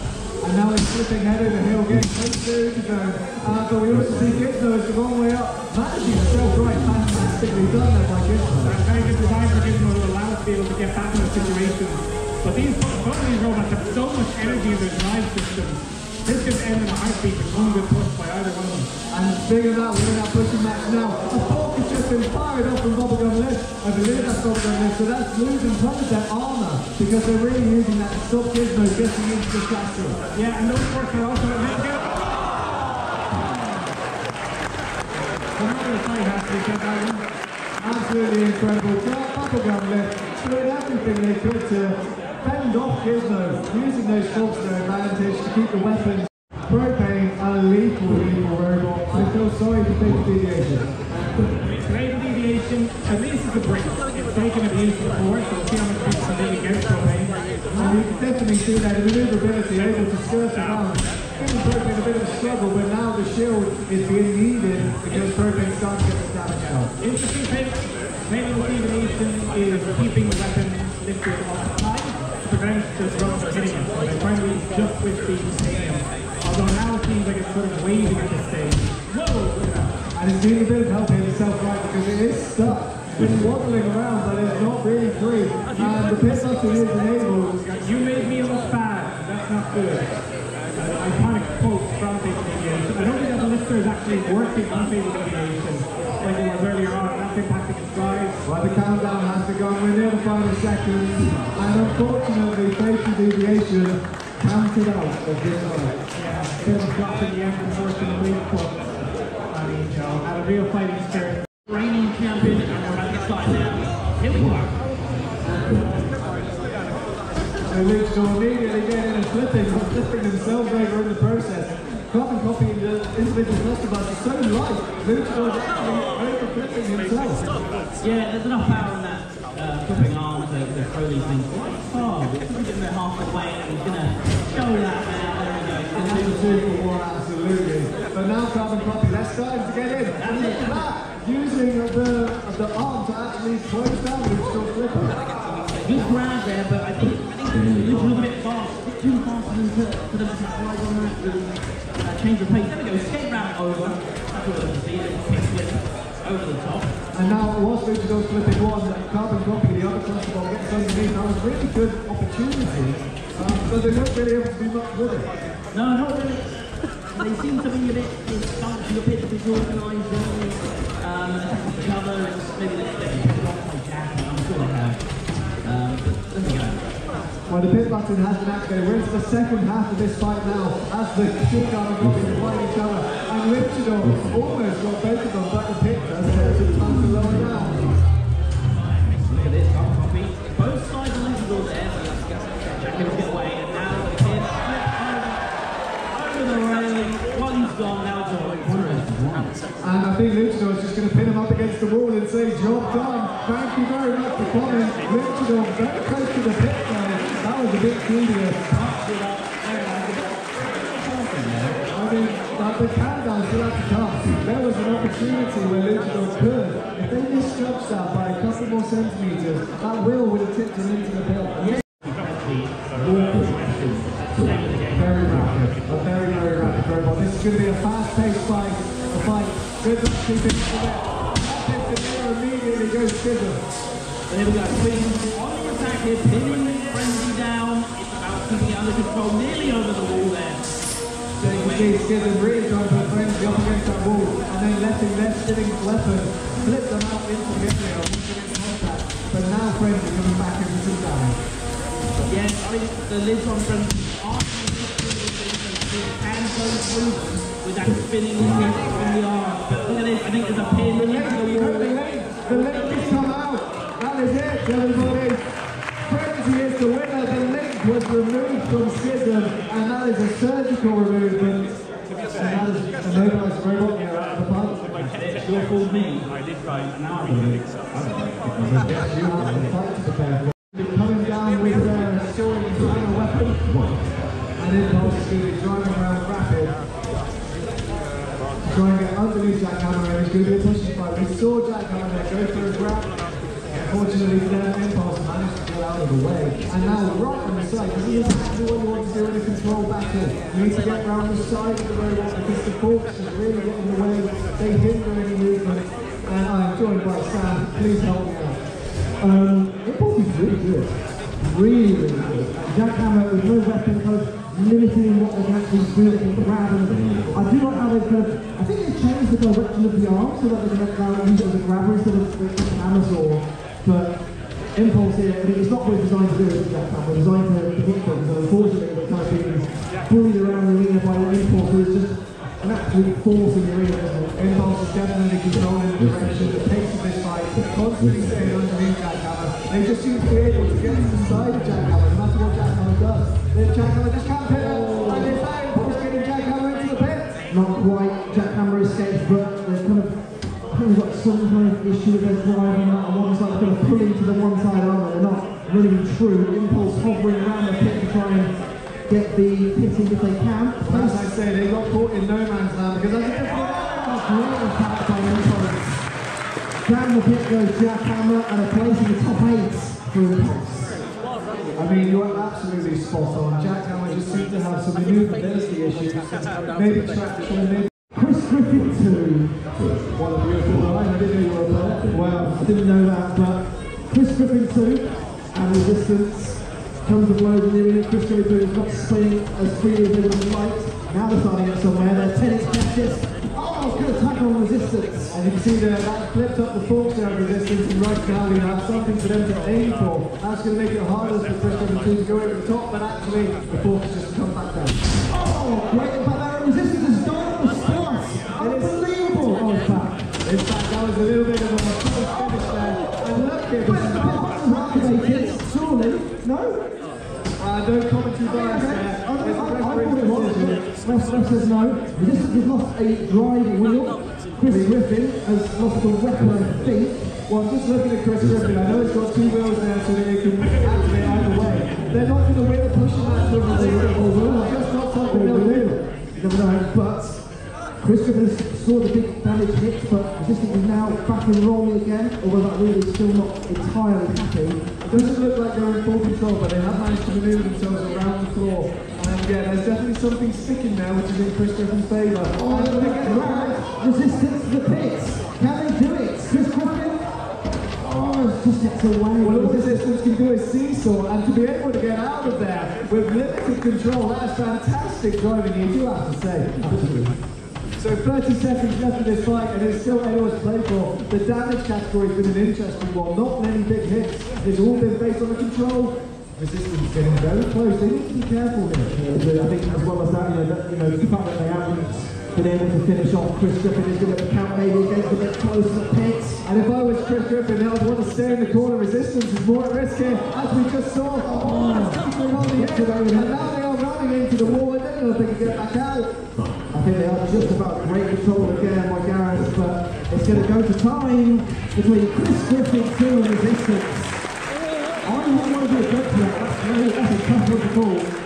You see here, Chris Griffin escaping the corner a lot more easily, but resistance were able to follow them out. It wasn't as if they were the live stream chat. They also agreed they were looking at Chris Griffin. Badrock and Antithesis, you should know who they are by now. We've been around a couple of fights. These two, brilliant attack here for that Gifford. Very good.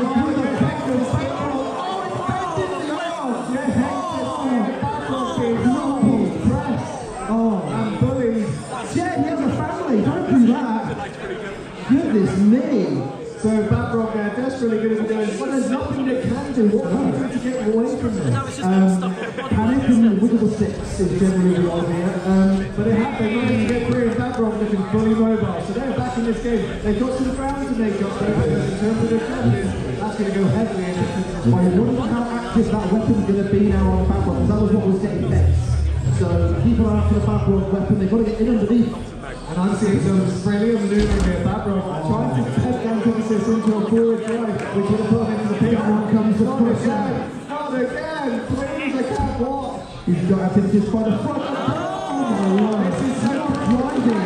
Amazing driving from Gifford. And down the pit goes Badrock. Long live the king! That was a Lion King maneuver! Absolutely. This is going to be an interesting battle. I am predicting sparks are flying. Audience, keep your eyes peeled as they start to click on and hit into each other. Over the 7 guns of the Killers with spinning the pit, but Propane is the one forcing the issue. And pushing back on 7 Circle, struggling to get an impact on that weapon. Oh, I mean, 7 Circle is doing a lot of damage to itself spinning around the arena. Propane very sound and stable, but now 7 Circle getting to the side. Disc to disc, that is no the end of that, we've tapped out. That's the end of that. Propane through to the top 8, looking very impressive. 7 Circle. Iceback over us. I wonder what caused Daly to tap out there. I don't think it was driving very happily. I think the weapon was still working. Well, I think is that a bit of tap with weapons? Tap. So he tapped because he didn't think it would right itself, but it did. Well, that's a shame. I'm sure we'll find what YouTube chats, get us a name for the mini bot for Chucky. We'll work on it. Chucky going immediately after Bad Daddy, but Bad Daddy's weapon up the speed and up in the air goes Chucky. Chucky Chucking through the air, but over goes Bad Daddy upside down. Still effective upside down, so the two-wheel drive, but loses a little bit of potency. The weapon got up in the air, goes into the floor. And I think that really helps Chucky, because Chucky is quite a low profile robot, and when that drum is the other way up, the clearance is much more in Chucky's favour. So Chucky now being thrown around by that, well, it's so quite so quick around the arena, Chucky. It's not really one of the reasons why it's so good. Over goes Bad Daddy again. Good slam into the wall, you know, from Bad Daddy, really the wrong way up, and the pit button has been pressed, and now danger zone has been made as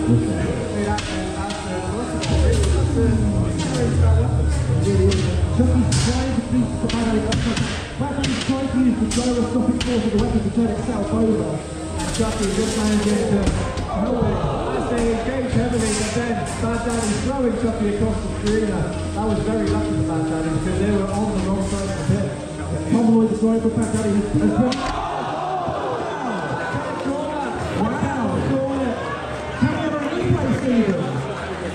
Stephen, what have you got for us? Because that was so close. How slow can you make it? I'm going to clear my clutches so that the judges can actually have a look. So Bad Daddy took Chucky through the air. Yeah, let's talk this one through. So, absolutely, both from Arthur went in at the same time, and this is then into the corner. And it was Bad Daddy's weapon. Oh, that was so close. So it was a really... It was... well, it was a little bit slower. Do we have the technology? Is it possible? Stephen, if you could do frame by frame, that might be the only opportunity. That was just people. Sam was talking about Wednesday. He thinks this is going to go. Gizmo's going to go into the final. I think Gizmo's definitely one of the ones to beat away with Later, but there's no fear of turn. Gizmo almost hit away. And now we see that Gizmo's weapon is doing them a disservice, but they are using it to self-right. It's fantastic control. It really is. Gizmo, there's a reason why they've won. They won this event a couple, I think it was the February event last year. They won last year as well in the Bristol Bot Builders Championship. But Data Breach is looking to be the young underlower, the lower robots, so they're getting underneath as they are now 4-4. So I think Gizmo's flying all over the place. The length of the force could be crucial here because Data Breach has got the longer force, able to kind of interact with the chassis of Gizmo first. Gizmo, meanwhile, struggling to get in the first person, and it's now juggling Data Breach around the ring. That's what they need to do. Pit button is activated. But Data Breach managing himself right, I think that is crucial. And they're once again being aggressive, going right back in, stopping Gizmo from getting that weapon into their wheels, because the wheels is what I think Gizmo is aiming for. I think the pit button wasn't actually activated, and that's why it happened to be down. So, let's see a pit button quest. Now has been. Data Breach now being shredded by Gizmo. Gizmo's starting to build those damage points up against Data Breach. Oh, and that was very precarious there for Data Breach. Gizmo trying to ram in, but thankfully for Data Breach, they have better traction. I think Gizmo close to the Uber. Attack again by Data Breach. You know, Gizmo, this is a great fight. Data Breach didn't do what I couldn't. And the Pepper gets away. That's why Gizmo is so dangerous. I was watching the Roboteer and I could see the tension in their face. They were desperately holding on to the controls, and I think they just froze for the slightest second. Well, Jack, no pressure, Gav, back to you. Away we go for our first round of 8 fights to be Frenzy and Luchador. And we see their frenzy struggling a little bit with the direction of their spinner, but now they're getting in there. And Luchador is good for it. Good to Luchador. Using the gyro resources makes it happen. They were more effective that way than upside down. That's why they want to be that way. Luchador again getting into the side of Frenzy. Look at the Frenzy. On control aggression. If it gets hit off, it could be potentially devastating to Luchador, but it's getting the hit off. And Luchador is just navigating these kind of tight tactical fights. Absolutely. They're hitting Frenzy up in the air, and then when Frenzy comes down, their booster is actually doing more damage to it. Now I am looking at Luchador, they are getting stuck on the floor. They are indeed Frenzy and Luchador face to face, and that was a thoughtful impact by that Frenzy there. Hit on the brush the shit, but Luchador's there, he's gone. Luchador is stopped, and that's the end of that. Let's commentators come. Jack has put the control of that, and last year's champion will go no further. It is Frenzy who progresses to the final four. And is out. I'm seeing F's in the chat. Everyone is so... Place in the semi-finals at stake. Impulse straight out of the track. Chris Griffin, 2 coming up the speed, doesn't get it, hits the wall. That was poor driving, and again, Impulse has now got Chris Griffin with clutches. I don't think Chris Griffin really relies on that weapon too much. They do a lot of maneuverability. They do drive the robot and control it quite well. They do, so they need the weapon to get the good hits off. The problem is, a weapon that big takes a little bit longer to spin up, and the problem is that he needs time and space to do it. Impulse is not giving it. I think another challenge for Chris Griffin is that Impulse has that kind of scoop effect where it just needs to go underneath the disc. There's nothing really for the disc to catch up onto if Impulse goes in head on. I think Chris Griffin not really getting a chance to spin that weapon up. We need to be a bit careful of Impulse. They don't just drive down the pit or something and try to limit it. Chris Griffin here has not really in the races, and I think, and this is always the challenge when you want to push the ball. It's so easy to do, that's what it is. Impulse now got his foot in the disc, but lets him go.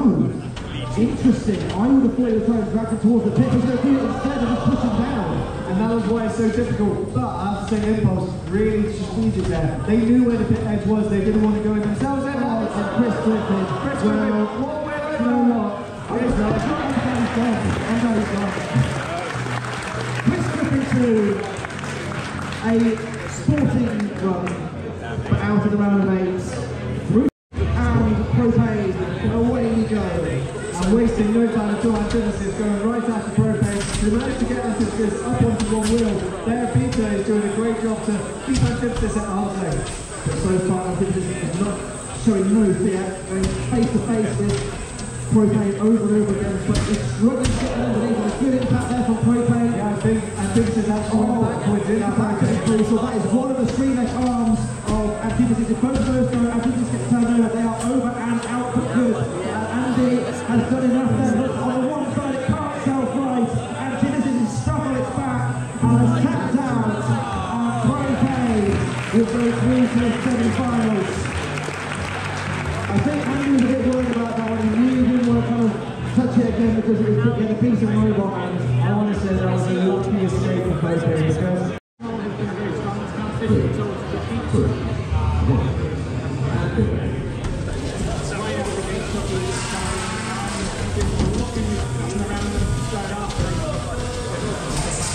I think one of the problems with Chucky is that they're so acceleration and go really. That means they're forward. They're back in the air, they're not going underneath Gifford. Gifford are now grinding away after Chucky. Going after the mini box because they need You can see again, once again, it seems that Chucky on a head onto it, he does still seem to be able to get it. He gives no hand touch him like that. So this is in a competition where Gifford will have to fight for every single win. A lot of really good control back. Chucky is starting to get a bit of momentum now for us. But this is good by Gizmo. They're using Gizmo, this is good by Chucky. They're using Gizmo's weapon against them by letting him do that damage to himself. The vibration going through Gizmo. That has the potential to knock something loose. Yeah, it's a useful strategy, but there's still a fight to go. Gizmo can get on any angle, then he can jump it out of the wall. And unlucky for Chucky, that got caught being juggled by Gizmo, but Chucky now back on where it needs to be. Using the cluster ball almost to keep Gizmo at arm's reach. Yeah, I mean, Chucky has just got, it's so speedy, it's so standard. I think it's probably the best way to describe it. I think both of these robots are quite fancy and they're really, really well built because they're still going as we have 38 seconds left. Knocked out to the box.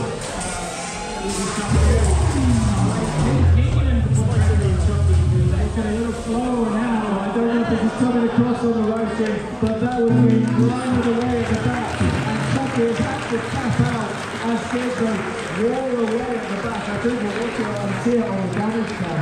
That I was just listening to the bits of plastic just get chopped off. Yeah, there's only so much abuse to 2, 3, 2, 1, activate!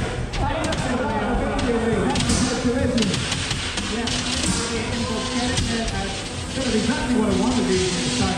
Getting plenty of that. Now for him to give up the speed. I mean, Frankie's up to speed, but I think that's hurting it because because Impulse is starting in with those second four, and they're just flying Frenzy off and doing more damage to Frenzy. That weapon keep working. Just leave that weapon. It's tough. Oh no, it just becomes a pushing game, and granted, that puts it more in Impulse's favour, but Frenzy is a quick robot. Look at it. Well, if you get knocked off, like down, you can't do it right. Dragging it off into the wall, and then positioning Frenzy to the pin and not quite. Yeah, very interesting. Beautiful back there. It's taking a lot of big hits here. One of the forward bent off in a very awkward position. And that's going to really hinder their ability to drive underneath. We're into the second half of this match. Frenzy wants to keep going up into the air. You can see it's bouncing on top of Impulse. Frenzy has hit the link of Impulse. It doesn't seem to be moving. Well, I'm not sure if it's an issue. Just put it onto the room. Either way, Frenzy is through to the final round. It does seem to be the case, yeah. Very impressive performance from Frenzy, has to be said. And let's watch the replay then. Let's see if we can get a better understanding of what happens before we go to play. Because yes, everyone, let's have it in 2, 1, Beetleweight. Off the speed. Fairly good sport from both of them. Propane winning the first engagement. Gizmo fell right in. Taking another hit in the process, certainly. I wonder what's supposed to look at that for Gizmo. I'm not quite sure what Propane managed to hit. That's a fantastic start coming off of Gizmo. And I would say Propane so far in control. Gizmo needing to get in and get some work done. And now it looks like they're on the offensive. Yeah, it's going to be much more power for Propane here. Gizmo trying to get around. Well, Gifford's trying to get underneath Propane, but they don't have enough traction. The forks are getting stuck and they can't actually stop. Actually, some of the forks and Gizmo eventually hit the way of jumping.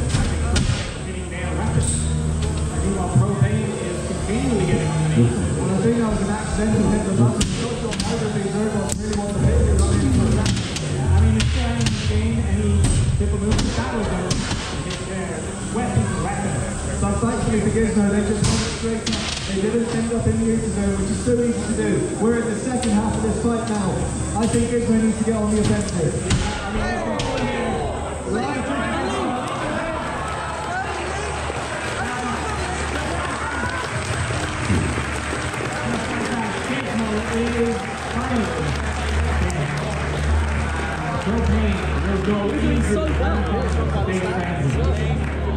So there we are.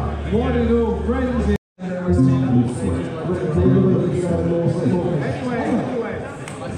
Let's count down.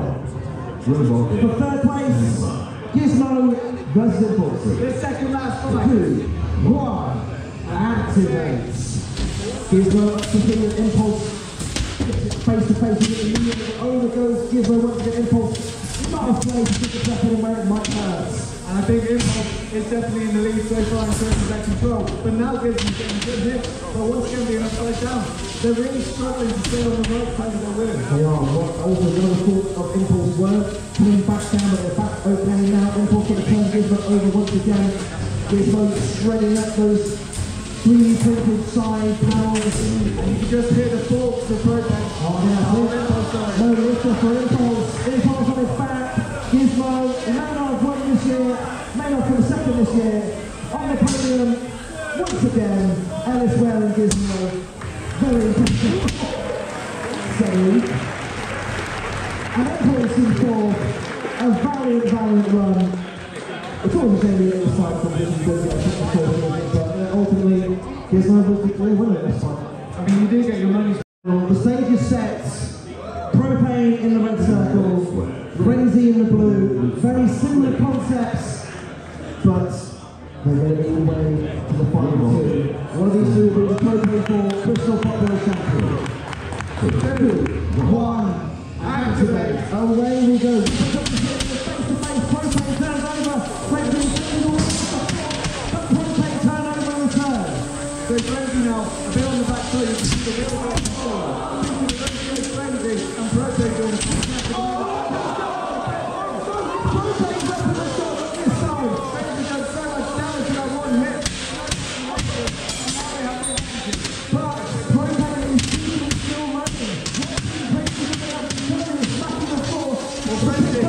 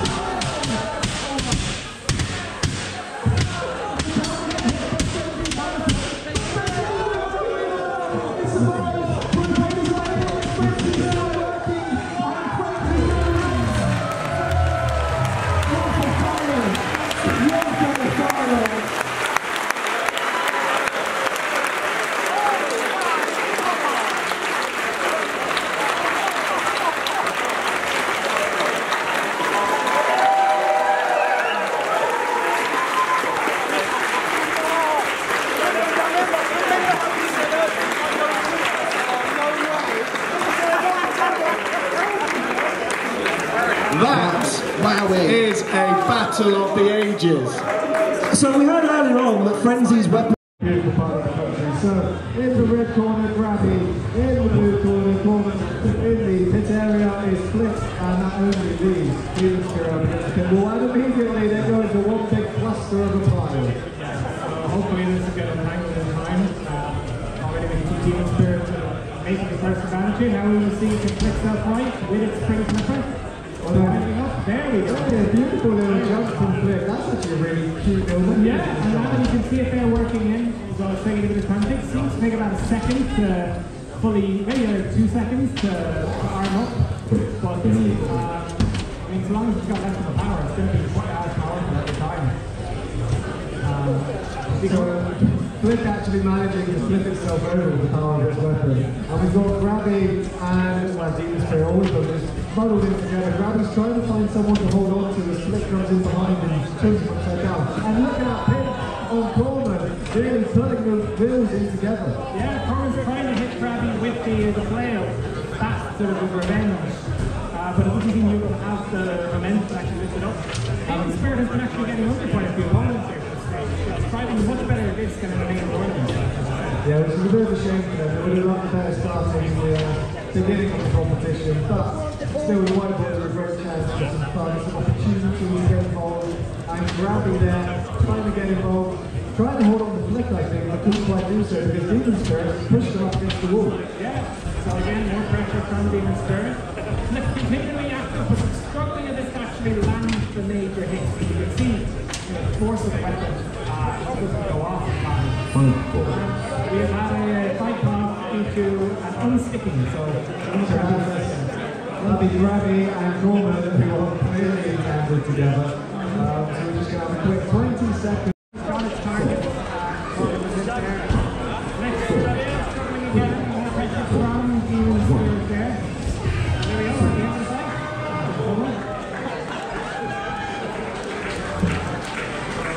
Start to score, hopefully the competitors will make their way back over to the arena. Freak not to be underestimated in this fight. One not to be underestimated was Donald. Lean and lean. He's got shit off it. This is too much. Yeah, no, Dallas, I mean, I would say, like, of all these robots, by far is the most successful. Like, Dallas has wins at events, it's just... So everyone in that fight should target Morgan. Well, I'm just going to say, spectators, please beware, this is going to be a battle of robots in the air, against the wall, but still flies, we count this one down. Yeah, it's interesting, because the maintenance had a dual leg and work on it, it's very interesting. Well, for the blend of robots in the arena, you've got to prepare. You've got to start doing it. One second from that, so... Already 1v0 knocked out. Dallas with a new red from Henry Senior. Tried with stop blades and fire at its face. Well, little away on its side. It's not good, but Rico there. Please take care of you. The walls there. It feels like Dallas is trying to get back into the fight in terms of supporting. Well, I can see the bell has got any grace, so the wheels or the feet are moving, but the weapon is just trying to land them off the wall, so they are stuck. And Chris now, with that fully charged weapon, actually, they're just too powerful. Dallas's arm has fallen off by accident. Oh my goodness. That was a very nasty hit. Again, that's why literally lift that arm itself. Oh, it's a wheel off the Al's robot. It's two wheels off the Al's robot. Freak is hitting the wall. An absolute freak today, everyone has broken, battered, and used. I don't know, but all I can say is freak is still working. You can see there the arm is so messed up. Oh, so sad. It seems like Thomas is trying to get... Oh, he's Yeah, trying to get it, yeah. No fear at all. This is why whiteboards are so good. You would never do that in a main tournament. He was. Yeah, True, actually, yeah. Morgan seeing that there was a chance of fun in the arena at the end of this. God, Morgan known for ending fun. That's what he's on for, really. Freak still freaking out. Dallas sort of now with nothing there to keep the hit. Oh, I mean, sort of Donnie Grace getting bullied out the post more. Yeah, Harry driving freak. He's driving freak, Harry T.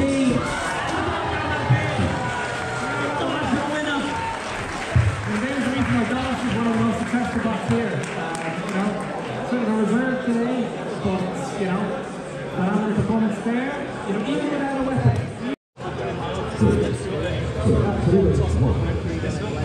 Away we go.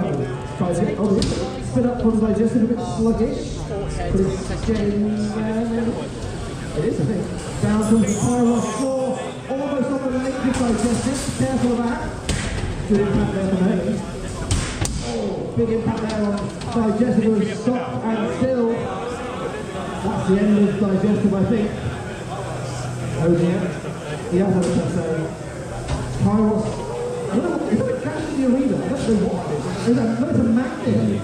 So a magnet's come off of digestive on the bottom, and Pyros is now stuck to the magnet on the arena floor, and early shredding to Ray Jack's wheels. Good push by Pyros into the pit. Oh, big impact there. So I think the chainsaw cutting on Pyros. Pyros with his outer armor.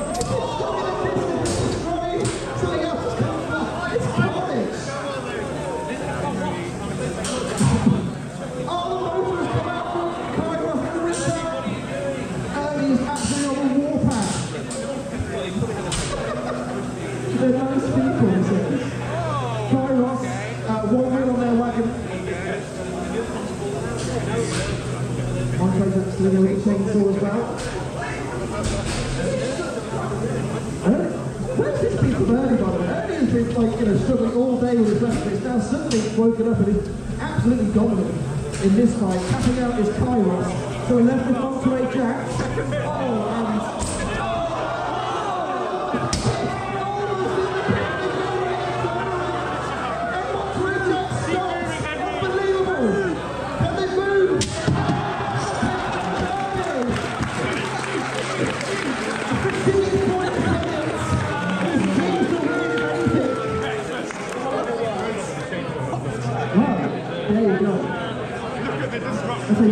and takes CDG in the blue, ground in the red corner. Away we go, all four weapons in the street.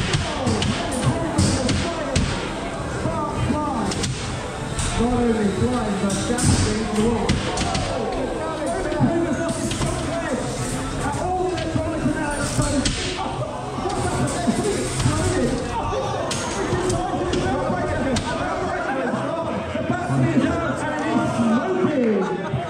Wow! So, arena has been called. Oh, there goes the battery in the box. That was a straight up, very nimble and quick work from Gareth Sardi. Great outside. We love it. We love it.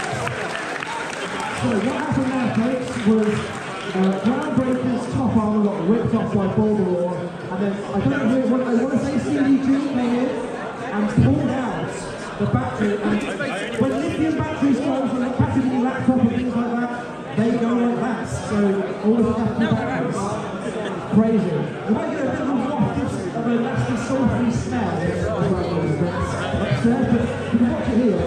Poor old Groundbreaker gets bodied by CDG, out came, there with the top armor, Bulgaror smacks the microphone, and Groundbreaker is dead, and I'm lucky at Bulgaror as well. Is that even me? So that's something that's going to go Groundbreaker. That was a brutal one. That was all the energy of the world just to be in the left office. And we still have 1 minute 36 left to go. Halfway through the fight. 1 minute 36 seconds left to go. Riveteers are looking at the clock.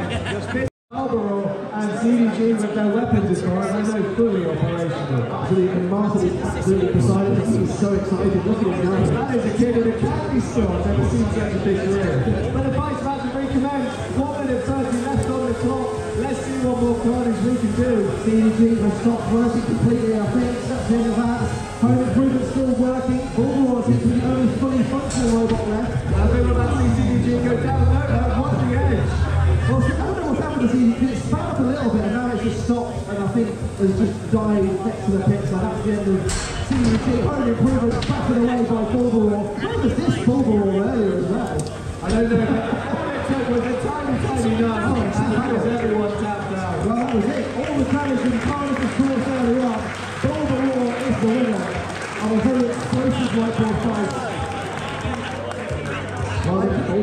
I just want to take the opportunity. Audience in the top, there up on the cheap seats as we call them. Could you smell the battery? Give me a nods and that. Yeah, okay, so everyone in the arena. Yeah, you get to experience. Oh, I need my hat. We'll find a hat for you to eat. Absolutely. And there we go. Poor Kenneth. Straight in there. Absolutely.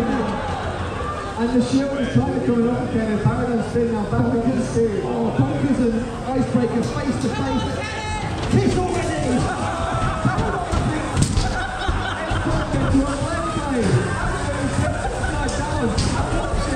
Watch it.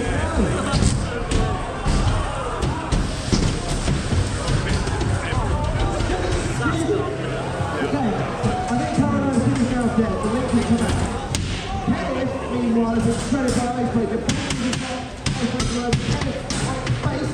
Kenneth is on his face for Kenneth once again.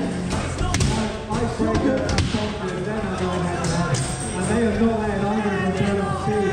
Kenneth is literally in the corner. And you've got to cheer on to Kenneth with the crowd again behind him. Icebreaker's forward with Buckle and Bench on one side. Icebreaker's under pressure from Bunkers, who has been very impressive in this fight. Oh, there goes the next Kenneth is dead. Icebreaker, cool as ice, really just taking him out of the fight. And now it's a two-robot fight. Bunkers and Icebreaker. Icebreaker's stuck. Icebreaker's high. Second bit out. He teamed up beautifully with Bunkers. He's the winner. I know it's simple, but I really love the showboating everywhere. Yeah, so this little gyro spin. Little gyro spin. All these robots could have competed in the competition. 3, 2, 1. Starting off. 4 kids will probably need to one of the strongest performance here so far. Select is always good. And Baba Yaga and Suki Kage are real wild cards here, I would say. And it's really nice seeing some robots that haven't made their way into the competition. So that's great. Oh, I always thought Morgan was going to get robot into the loser zone. Not quite. Came very close there. Baba Yaga in the corner seemingly stuck. Smile got him. Potentially got her hands on the target. Flick using his self right. Forehead putting pressure on Suki on the So Flick, you can see there their weapon they're trying to use it to jump themselves off the top of the robot, I think, and now we're seeing Forehead doing a bit more aggression on Suki Kage. Looks like Forehead is reaching some of the limit of how much it can actually lift from the weapon. See there, Baba Yaga seemingly has been in every single position except on his wheels. Well, I think Flick was desperately trying to help, actually, he didn't do much at all. Baba Yaga, I know you're Suki Kage also upside down. That corner just seems to be the area of desperation where you cannot move. Suki Kage doesn't lift it himself out, but it seems to be getting caught on its own forks. It's quite a different conflict. So now this is Forehead's fight to control, and we want to see a robot into the pit, don't we, ladies and gents? Absolutely. So Forehead, can you give the crowd what they want? Which robot is going to go into the pit? Oh, I thought you could take for a Very, second. very controlled there, getting out of danger. The Forehead, you would say, is winning these head-on engagements. Definitely the one that's had the most control throughout this fight, as Suki Kage. It's such a sad sight looking upside down, moving around. We have 10 seconds left of this fight. I'm not sure anyone's going to get into the pit. Yeah, no, I mean, anything can happen. A few last clicks, probably. Yeah, we'll go to the judges.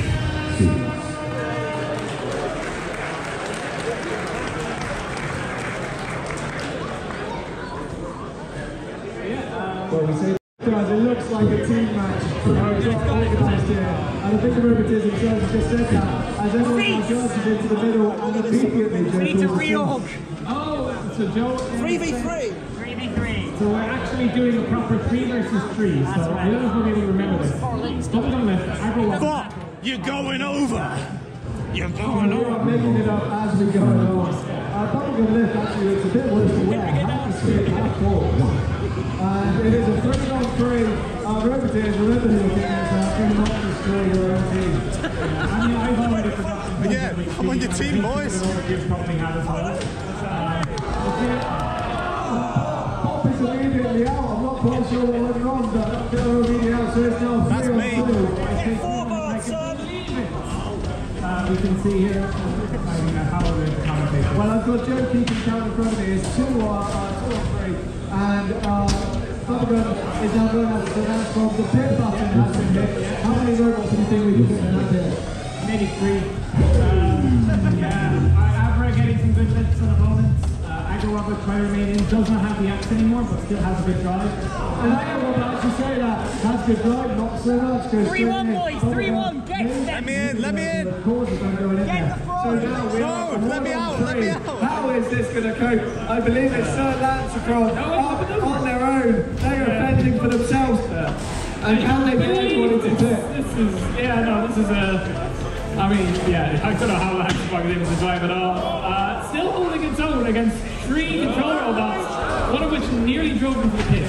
So that's the silver robot, Sir Lancecroft is by themselves. They are fending off 3 robots, all chasing after him. If I was Sir Lancecroft, maybe dance around the pit, see if you can get someone to fall in. The prop chance is starting. Can they win? Can they survive? 30 seconds left.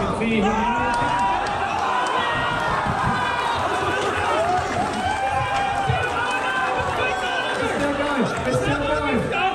But it's now even. It's a 1-on-1. 17 seconds left. How did that happen? I don't know. I have to wait for half a second. Frog is looking so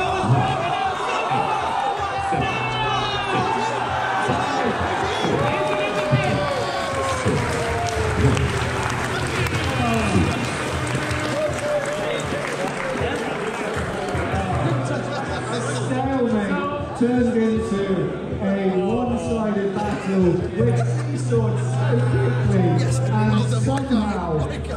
somehow Sir Lancecroft gets in the pit.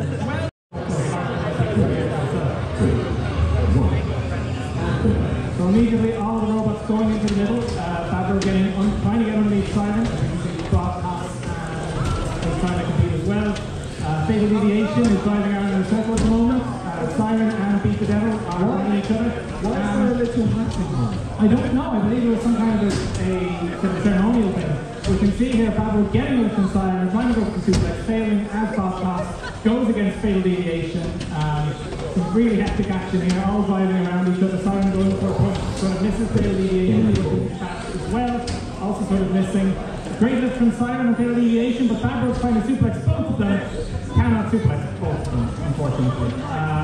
We can see as well Botcast doing some infighting with its own mini-bot as Simon bolts on against those. We've got Simon with a great attack on Fabro. Fabro on the defense now. Well, I think it was more of a tactical retreat, but we can see that deserves a boo. Fabro chucking Botcast into the pit. I think that is going to be counted as points. I think that can be counted as points, although I'm not even sure if I put in myself. You definitely grabbed going on against Siren. The Fabro with its incredible drive system is keeping it at bay. Another great lift here, potentially. No suplexes from either one. Fatal Deviation getting a lift here, and Fabro finally get 8 suplexes. Well, can Fabro get 2 for 1? That is a double suplex. Fabro, no fun at all, just throwing everyone else in the pit. Clean it up, come on. Fatal Deviation trying to get back on the field. Suplex.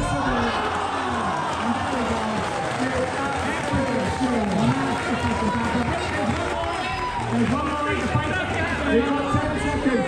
10 seconds left. Can you do it? 10, 9, 8, 7, 6, 5.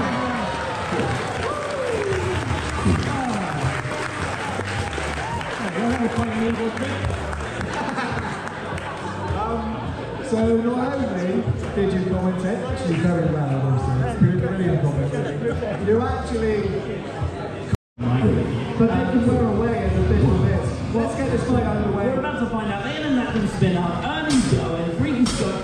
Jeremy, calm down, Jeremy. Interestingly, Freak went in upside down. Alright, Thomas is going in. Send it. Freak is bouncing. Ernie's warning, tiring around. Freak is. Well, I think all that is immediately knocked down. They don't seem like they can move anymore. Bob has not stopped dancing, and now Ernie is on top of Roman. Oh my goodness. Oh, there's something off there. Is that right? That's part of the robot. So Freak's weapon seems to be inactive. The pit button has been hit. spinner with a weapon in this fight. And look at that shield door. It's been ripped into. Yeah, well, it's designed to do that. It's going to be like bright yellow confetti all day until we Point for wrestler's confetti. Oh, it's an aerial attack, and Ernie's flipped over. God, this is getting quite sad now. I mean, Kimura actually is now coming alive in this fight, starting to push people around. I think Tony was just playing possum. He just goes, oh, I'm dead. But no, they're still alive. But Donald's now something to say about that as they desperately try and get Roman into the pit, or at least over into that area. Gordon, can you spin up and hit Corman for us? You'll want to see it. I can see the wheels of Ernie still spinning, so that robot is not mobilised. Maybe Corman can stick that robot and get Ernie back into the pit. I don't think it's moving again. I will give it real. Ernie is probably out. Well, there's 20 seconds, less than 20 seconds left in this fight. I think most of the damage has already happened. A lot of the weapons appear to be immobilised as we go into the final set. 4 minutes to wait. Is it not spinning? It's not spinning. 4, 3, 2, 1.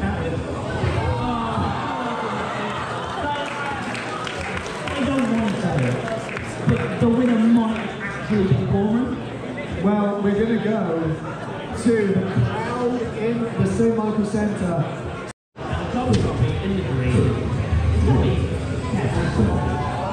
Someone's done, but I think it's fine. Nobody saw it. Nobody saw it. That's really quick, there's a long way. That's what I'm saying. But look, we got Bob attacking a small child robot in carbon copy number 1 and bringing the hammer down with the demon spirit. Gravity going it's a takeout with their own teammate. Well, I don't think we have any teams in this. I think it is a free-for-all. No, thanks for the team beat. This is they are aligned and they've made it very clear. Carbon copy is still getting its face malleted in by Bob. Demon spirit with a good old shovel there. Definitely wrong. But now we have 3 robots. They're gone, and Bob is now desperately trying to get away, and they do so. So Card and Copy, both robots going down in quick succession. And look, I'll tell you, it's personal. Reese at Braun for his last event lost to Team B. He lost to Team B and he's out for revenge, but I don't think he's in there. Well, Gravy's on the edge. Oh my Gravy's on the edge of the pits. If they go backwards, they're in. They do not have much room to maneuver. I don't know how they're going to get out. They're not. They're on the edge. All it takes is a slight little nudge.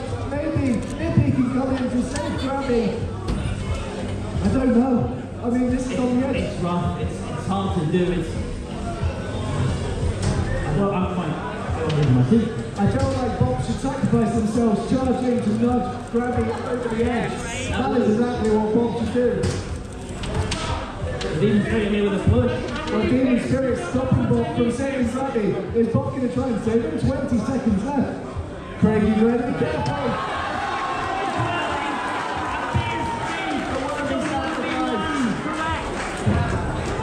So now it's the B against the Demon, and there's 5 seconds left. Absolutely. Here we go.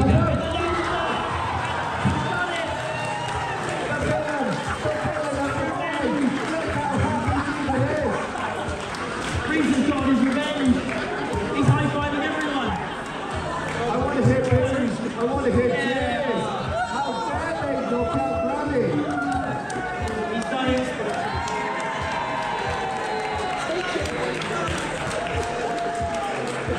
I don't think the people... Very well deserved. Excellent t-shirt wear.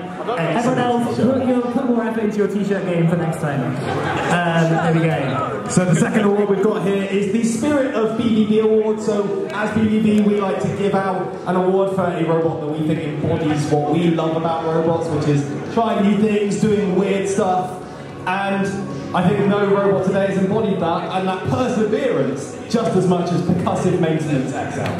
Yes. Awesome work with that hammer. Keep at it. Keep doing weird shit. I mean stuff. Stop. It's got, we've been doing for like 8 hours non-stop. We've been up since 6, it's been a day. So let's go and hand over to our judges now who are going to give out some awards. First of all, Rory Mangles. Hello everyone. So so first up we have the award for the best name. Now this was a unanimous decision, and it goes to Bob Toss. Although shout out to Gottamy Grapes, which is a close second. There you go. It's okay, look.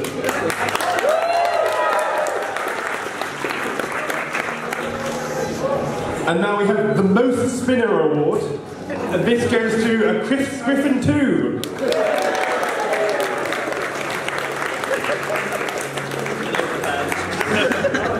To Thomas. Hello everybody. So I have the pleasure of giving out the Most Improved Award, and this is to a very special robot that's been around for a couple of years now, but today it's really impressed all of us in every single one of its fights, and that is Antithesis.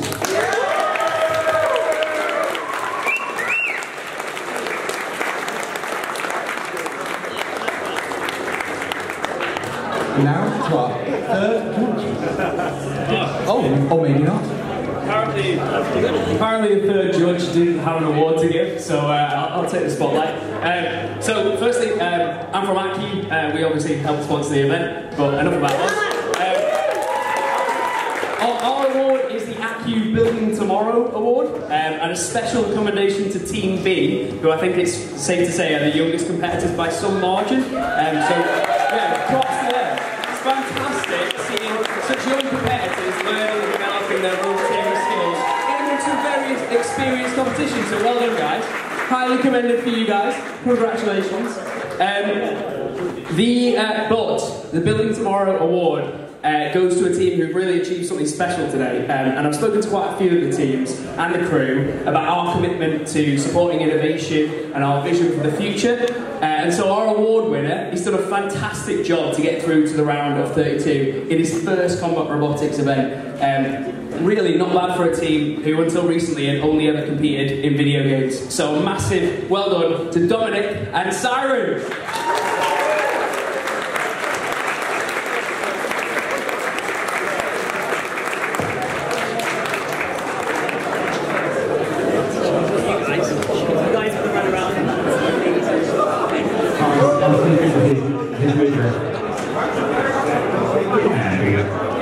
My goodness, that happened. Yeah, the mountings around the weapon are always really important. The actual parts are okay. We'll be back. Propane has been such a dominant force all competition, and that must have been a massive hit to save that thing off. Yeah, I mean, yeah, it happens, but it was good. There was lots of big hits in there. We put bits of fours on top, and then the thing is, if the fixings failed in this, do you know where you can get some really high quality fixings with no minimal order cost? I think you should go to bbb.gd/ACU, the sponsors of this event, to find some wonderful bots. Anyway, let's give a massive round of applause to ACU and Propane. Here is your trophy, my friend.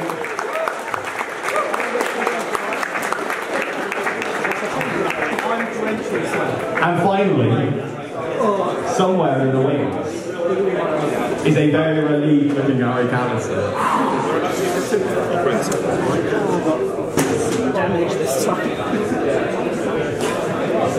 You did it! I know! Honestly, after 3 fights in a row, winning by the limit from my opponent coming out, going into the final feeling like I didn't fully earn that position, to rip Propane to beat and clean off the robot, it's just, it's so, I don't have words for it, it's just so. It's huge is what it is, and it's a well-deserved victory. Look at this machine, it has gone through everything this tournament could throw at it, and it has come out the other side as Bristol Bot Builders Beetleweight Championship 2024 champion. Give it up everyone, massive round of applause for Ari and Crazy! Cheers for coming everyone with Bristol Bot Builders. We run events for fun in Bristol. Come to another one. We'll see you soon. I think let's bring an end to the streets. Yeah. Hit the button. Goodbye, everyone, and thank you for a great meal. Come on,